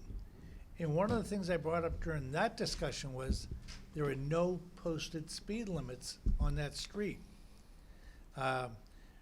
First of all, someone asked a question about what is the typical speed. Now, on Turnpike Street, it's 30 miles per hour, and I had a very lengthy discussion with the traffic officer. And what happens is I checked it out in the registry. In thickly settled areas are 30 miles per hour. What you see is, and he said one of the things is trying to enforce that. If it is a black and white sign, black letters, white background, it says speed limit, they can enforce it. If it's a yellow sign, that's a suggestion. And what happens is, which becomes non-enforceable. Turnpike Street, for example, has both, but they also have thickly settled. So coming back to this article, one of my concerns would be to go and put 25 miles per hour, you're gonna have to post that all over the town. The cost of that was brought up. And I know that to have a typical sign made up, because I had signs made up for my previous job, is about $35. Now, if the town does them, they may save a few bucks, but I mean, bottom line, it's call it $35.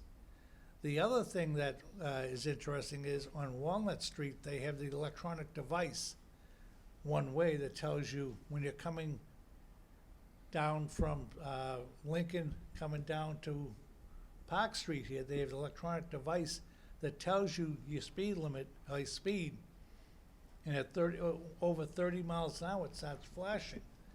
Now, for my job, I had to go and look into getting those, because in the parking lot, they're going, only supposed to do 10, and they were doing 25, whatever. But those signs are somewhere in the vicinity of anywhere from $3,000 to $5,000, depending upon what you want those signs to do. They can do traffic counts, they can do give you all sorts of different reports, but getting back to this speed issue, I think that my disappointment in this here is there was no dollar amount put with it that would, again, force the town to say, okay, it's gonna cost $10,000, let's start with that. And now that would cover some signs, some of those electronic devices, make people aware of it. So as Bob mentioned, a little bit of work has to be done on this. I'm not, again, try to do 25 miles an hour, leaving here, going home tonight, and then tomorrow. Doing 25 is tough. Your car just kind of rolls between 25 to 30. And then I get back to the point of enforcement.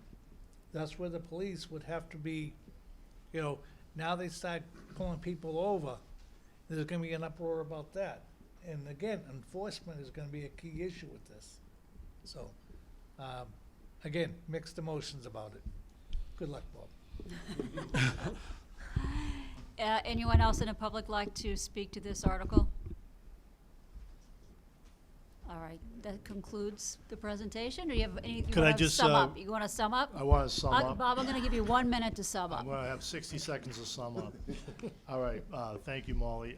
Well, the enforcement issue, it speaks for itself, but the other thing is, don't forget, we have a lot of delivery trucks all over our neighborhoods, UPS, Amazon, you know, FedEx. I don't wanna put words in the driver's mouths, but I see them going pretty fast in my observations. And there's kids all over the place. Thank God the kids are in school during the afternoon, until the afternoon, but they're just flying up and down the road. And they're in the neighborhoods, they're in your home, right next to your house, coming around the corners real fast. I think we just need to start slowing this stuff down.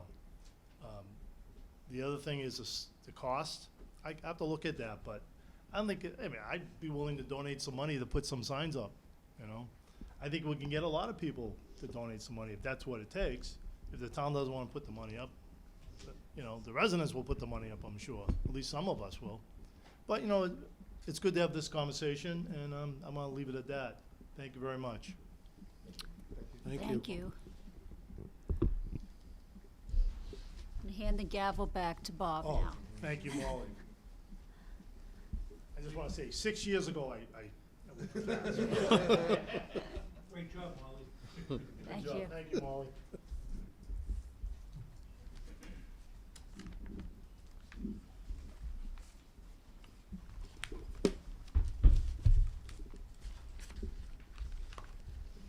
All right, I have the gavel again, thank you.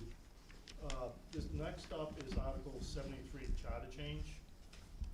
Okay, thank you for coming, both of you. Could you just identify yourselves? Becca Markson, Precinct 7, Charter Review Committee. Amy Poliafco, Precinct 4, Charter Review Committee. All right, okay, would you like to describe or present this? What, Sure. what the So, changes? yeah, so the Charter Review Committee was formed as a temporary committee in 1976.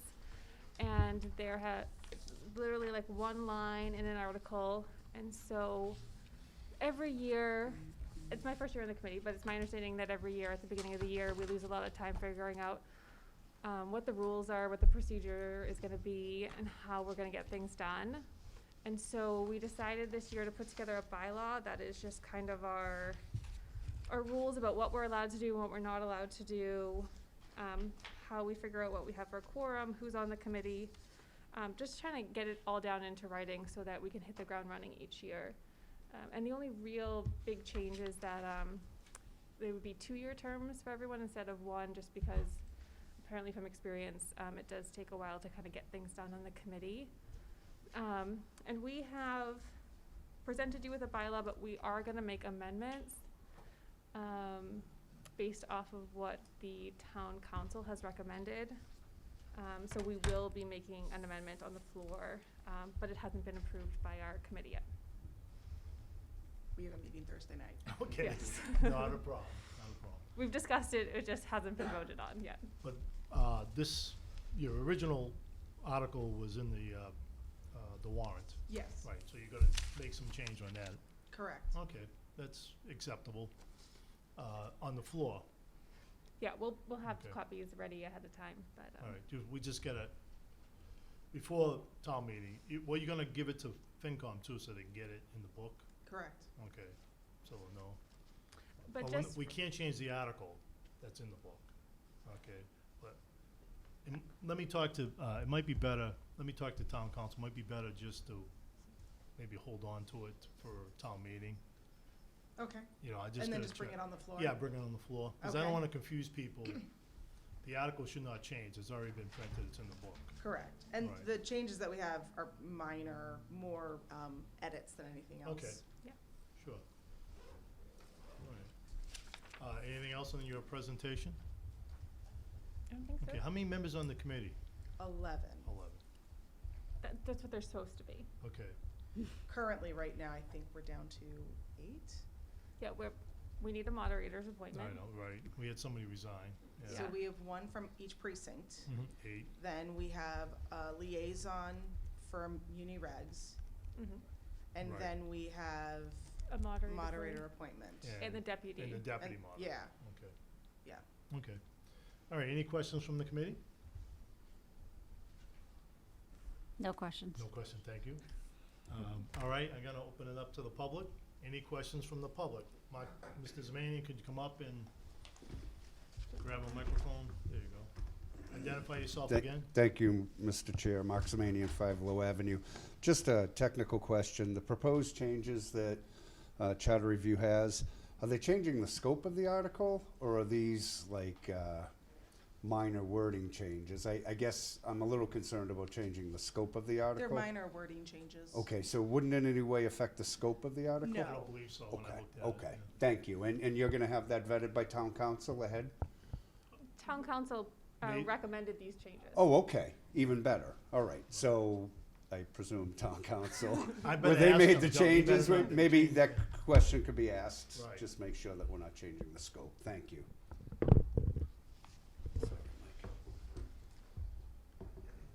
All right, thank you, Mark. Anybody else from the public? Hearing none? Okay. Any other summary or anything? You're good? We're good. Thank you very much for your Thank you. presentation this Thank you. evening.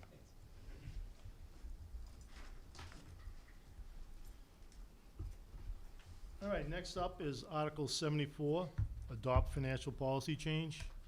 Mr. Lurie, could you come up and identify yourself? Absolutely. David Lurie from Precinct 6. Thank you, Mr. Chair, for letting me present this article. It's a very good news situation on multiple fronts. I'll just, here, I just want it as available.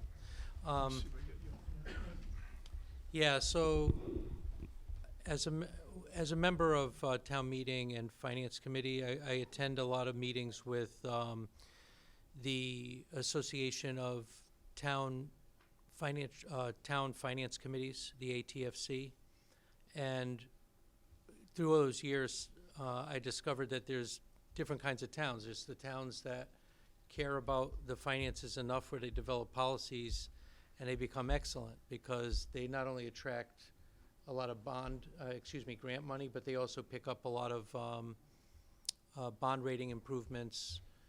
It's just good to set up guardrails in your budgeting process.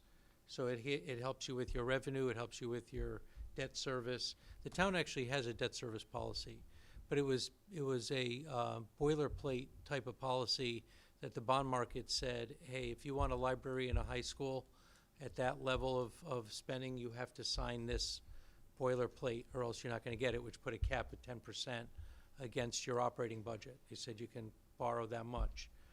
But it doesn't put any parameters in that actually help our town become excellent in terms of making sure you have a guardrail in terms of how much high on the high end or in the low end. So I went to work on this. I was working with other members.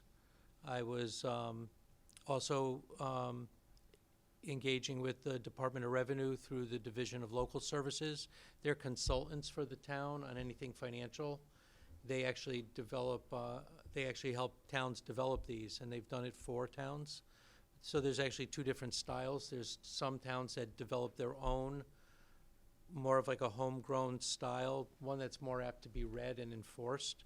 And then there's other types that go to like 100-page PDF documents that the DLS, Division of Local Services, actually helps towns to create, but those are typically for larger cities and things like that. So I created a sample by pulling from the city of Wilbraham, South Hadley. I pulled some information from Hopkinton, as well as from Southborough.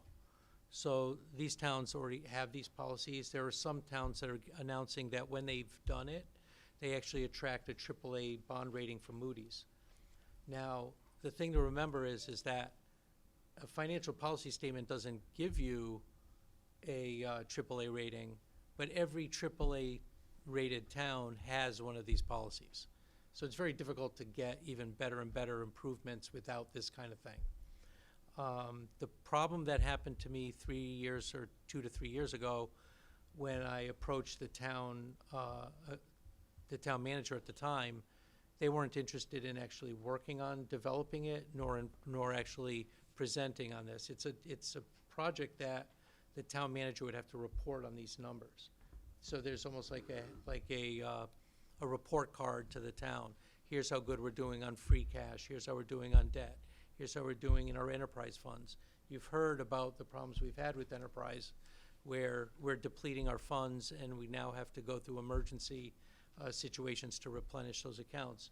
Well, this kind of puts on the town manager the need to create transparency, so they're presenting the town, here's how well we're doing against all these things.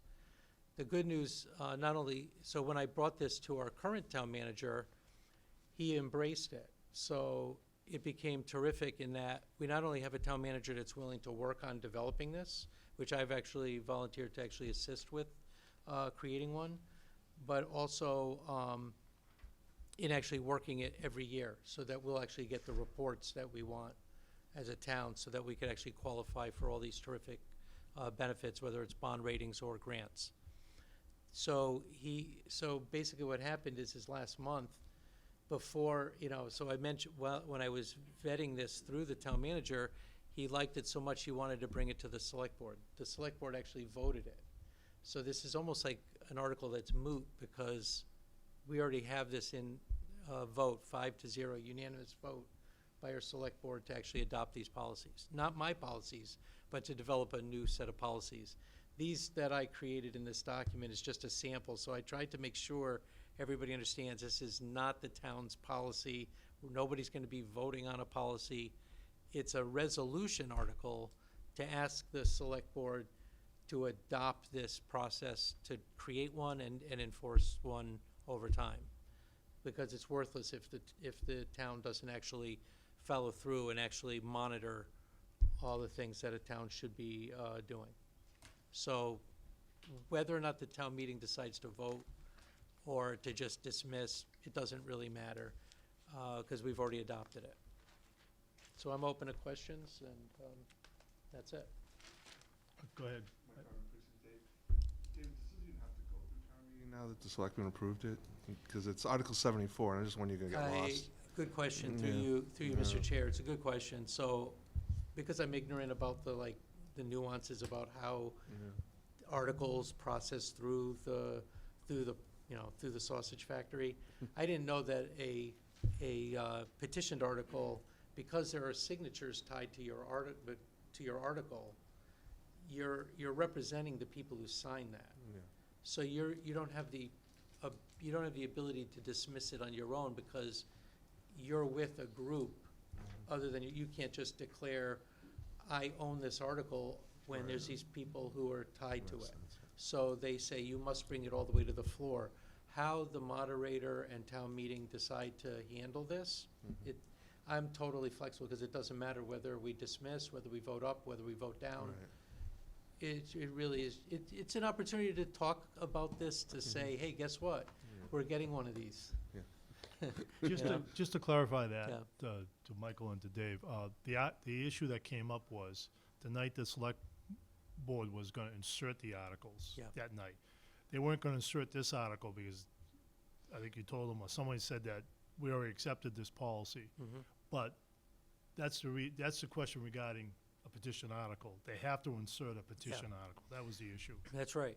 Yeah. It's required. That's the only reason I'm even in front of Right. you is because it's You could- required. You can make a motion to dismiss it on town meeting floor. Oh, is that how it'll work? Yeah. Okay.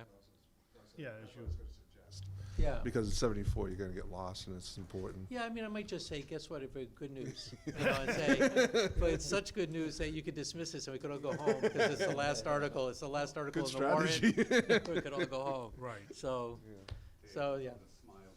Right. Yeah, that's right, Announce it on the finally, first day. finally. That's when you All right, well, I'll have to give a 20-minute speech before, no, I won't, I I think that's a good promise, I idea. promise. Please I won't do, that. please do. Yeah. Any Thank you other, for your work on any this. other questions, Michael, or No, I just wanna thank you, Dave, for your work on this. Okay. Makes a lot of sense. any other questions from the committee? All set, thank you. Okay. All set, the committee, okay, hang on. Any other questions from the public? Come on down and, state your name and address again, please. Peter Murphy, Precinct 2, Town Meeting Representative. Actually, I had never seen this before, and I was actually, my article would tie into this very well. One of the things I will say, kind of disappointed you talking about dismissing it, and for the fact that once an article goes before town meeting, it now has some teeth. You said the select board approved it. And what happens is, let's say in 2-3 years, you have a different select board. They could basically ignore it. Yeah, can I speak to that? Sure, go right Yeah, ahead. thank you, through you, Mr. Moderator, Mr. Chair. If you notice in this article, there are no dates. I went out of my way to make sure that this was a resolution. This isn't an actual but if, let's say that they never voted. Let's say that I was going all the way through the finish line with this article as it is.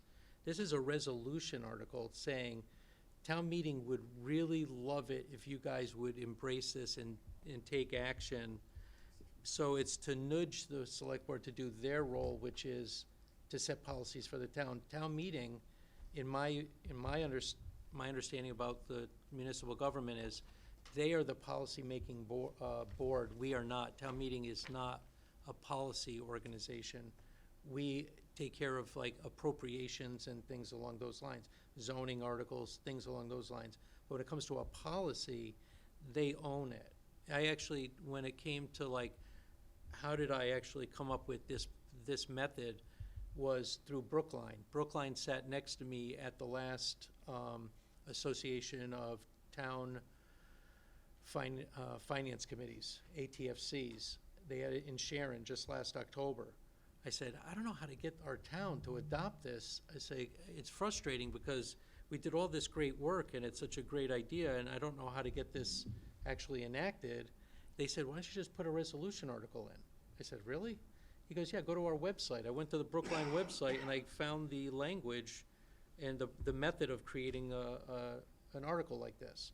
So it's a resolution article, not an actual nobody in town meeting would have the ability to say, we're voting and now we have a policy on the other side of a vote, we would never have a policy. It's a resolution to get someone else to make a policy. Interesting. Well, I think that's, through you, Yeah. Mr. Chair, I think that becomes a legal question, but like I said, this is great stuff.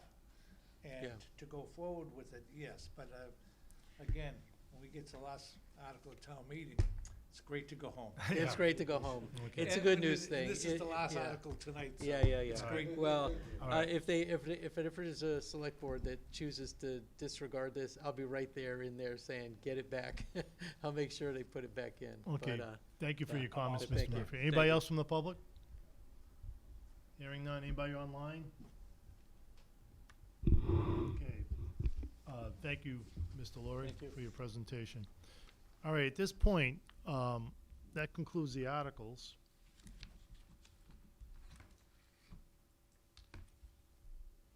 Well, I should ask on Article 59, Tosca Drive, Central Street. Anybody from the public had any comments on that, even though we didn't have a presenter? I just should say that for the record. Nobody, okay. Sounds good. All right, can I get a motion to close the public hearing? Motion to close the public hearing. Seconded. Thank you. All those in favor by roll call vote? Give me 1 second to get my listing. Yes. Thank you, Molly. Yes. Peter Manchula? Yes. Joseph Piana? Yes. Roberta Haback? And Michael Hartman? Yes. Thank you. Public hearing is now closed. Hang on 1 second, just gotta make my note. All right, at this point in time, we can have discussion on the articles and try to take votes, so we don't have to meet again. Is everybody okay with that? Yes, please. Yes. Okay, it's only 9:16, so we do Sorry, have not time. 16. So, would the committee like to take it right from the top, Article 13? Yes. Okay. I'm just gonna take a moment and pass out some leaflets. You go ahead and get started. Sure. In case some of our people leave. Okay. On Article 13, reauthorization of revolving funds, I'm sorry. 11. We're gonna be at it, we're gonna be out soon, but thank you, Danny. Thank you very much, Danny. That was just for the people at home. We have some extra time to stay here in the library. I got-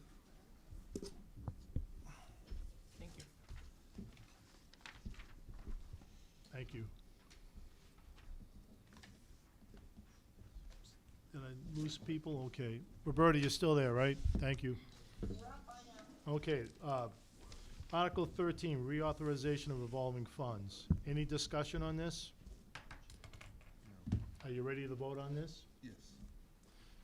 All right, we're ready to vote. I just need a motion to recommend Article 13 as written to the town meeting. I make a motion to accept Article 13 as written to the town meeting. Second. Hang on 1 sec.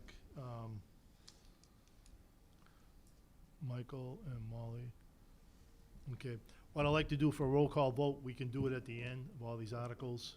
Oh, great. Okay, so we don't have to do every roll call for every one. I think that would work. We've done that in the past. Okay, but I have to keep track of which article's which. You know, I mean, you're just gonna take one vote at the end Yeah, for the entire yes or no? Yeah. Well, do you have an issue with that, or? No, no, Okay, like, actually, you're no, gonna I'll- take like 8 different articles and we're all gonna vote them yes or down together? Yeah, actually, I'll just do one at a time. Okay. It'd be easier. All right. Poll what was down, if we have a question on one, What's that, Roberta? can we just poll, like, if we have a question on one, we can just pull that out? No, let's just do it this way. That way, we'll just, okay, thank you. Motion to recommend Article 13 to the town meeting. All those in favor, I'm gonna do a roll call vote. You could, I mean, that you could do a voice vote. That, I wasn't saying, I thought you Okay. were, Yeah, I think you're gonna lump every Okay. single thing that happened tonight All into right. one vote. All right, I'll do a voice vote. I think and, that'll work. Okay, actually, it might not work because it's a virtual meeting. I think the rules are you do a roll call vote in the virtual. So I'll just do very quickly, the people are here. Yes or no, Molly Cochran, Yes. Peter Manchula, Yes. Joseph Piana, Yes. Roberta Haback, Yes, Michael Hartman. Yes. Okay, motion passes to recommend that at the town meeting. Next article is Article 37. That is acquisition of property off Benson Road to recommend the town meeting. Is there a motion to accept, to Motion recommend that? accept. Second. Okay, Molly Cochran, Yes. Peter Manchula, Yes. Joseph Piana, Yes. Roberta Haback, yes, Michael Harmon. Yes. Motion passes. Just bear with me for a sec, turning the page in my book here. Well, next up is Article 39, Consolidate Personnel Bylaw. Please let me know if I skip one, because I'm just trying to do 3 things here at once. So Article 39, Consolidate Personnel Bylaw. Is there a motion to accept, Motion to accept. recommend this? Okay, is there a second? yes. Okay, Roberta Haback, second. This is the one that we didn't really have a good presentation on this, and we need to, Bill Rowe will have to also note the, ask the town manager to provide us a red line copy. of this, the changes here. Okay, motion's been made to recommend this article to town meeting, and this is Article 39. Mr. Chairman? Yes. Point of order, have you made the committee aware that they can just vote to refer to town meeting if they did not have enough information? No, I and didn't, don't wanna come didn't back? say that. Thank you for reminding me that. Anybody want to withdraw that motion, or you want to just recommend the town? I make a meeting? motion to refer to town. Second. Okay, motion to refer to town meeting. Thank you, Mr. Zemanian.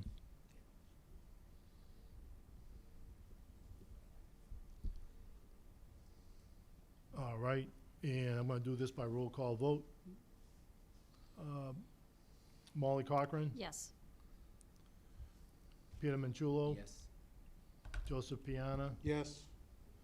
Roberta Haback, No, but it's not that I'm against the article, it's more that I'm voting yes for it, but I guess I'm gonna have to vote no then, okay, no, you know? okay, I'm just asking for your vote. Michael Harmon, No. no. It still passes 3-2. The motion to refer to town meeting passes. Okay, that was Article 39. Next one is Article 40, the Charter Amendment. Is there a motion on the floor, and do you want to refer it to Motion town to accept meeting? the charter motion to refer to town meeting. Okay, it's up to you. Okay, motion to refer. All right, is there a second? Second. Is Joe Piana, second it? Okay, by roll call vote, Molly Cochran? Yes. Yeah. Peter? Yes. Thank you. Joseph Piana? Yes. Thank you. Roberta Haback? No, Okay, and Michael Harmon? Yes. Yes, motion passes 4-1. Okay, now we're on Article 41, accept Chapter 59, Section 5, Clause 22nd G, Veterans Tax Exemption. Motion to refer to town meeting. Oh, Okay, there was motion to accept, to recommend to town meeting. Is that what you wanted, Roberta?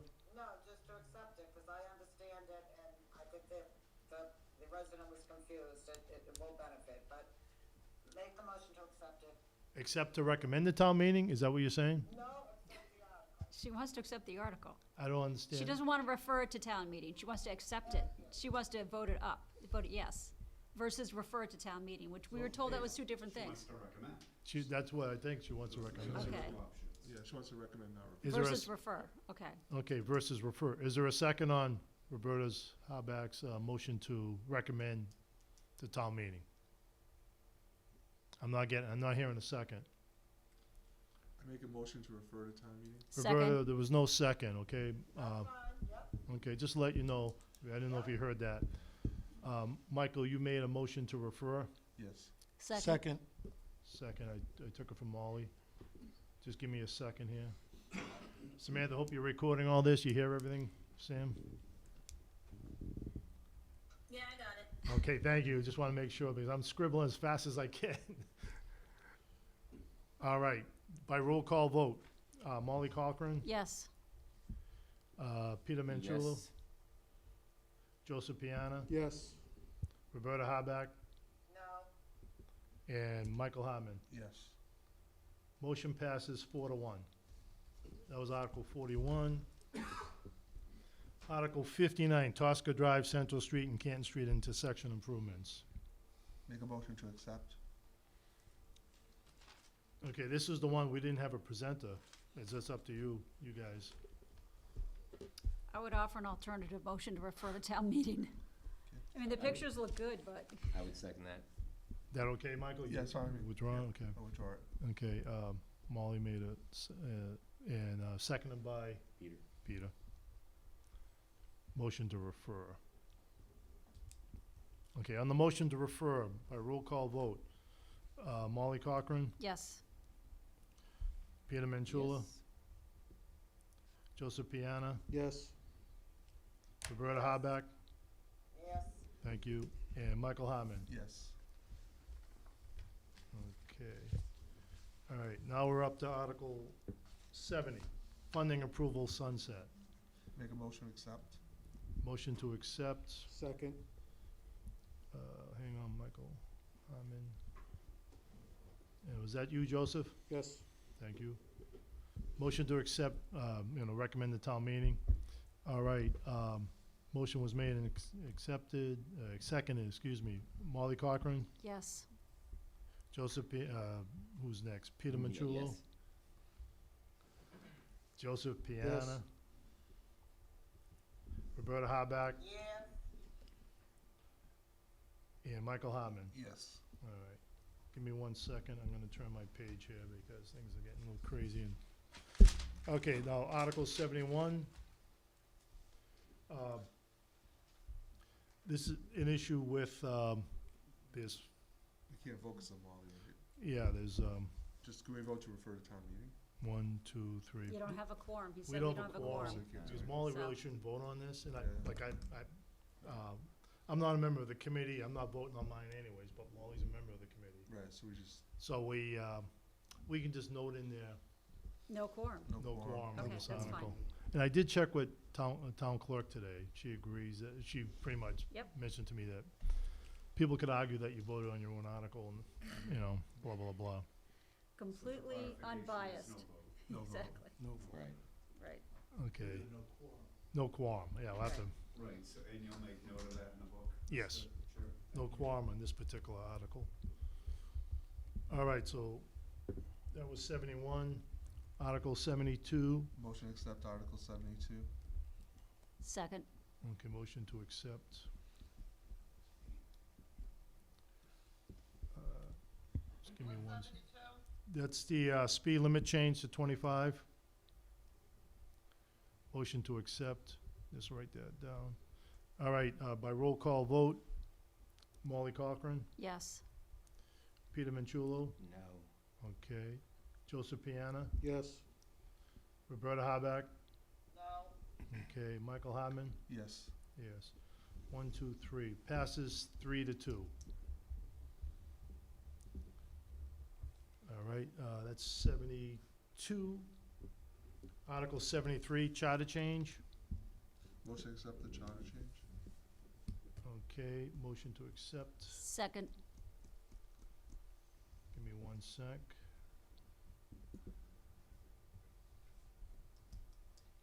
Bob, should I not vote on this because I am on the charter committee? So would we have no quorum? Oh, yeah, you shouldn't vote. Quorum. Yeah. I didn't, I forgot, Roberta, yep. That's Thank you okay. for bringing it up. Thank you for mentioning it. All right, so no quorum on that one either.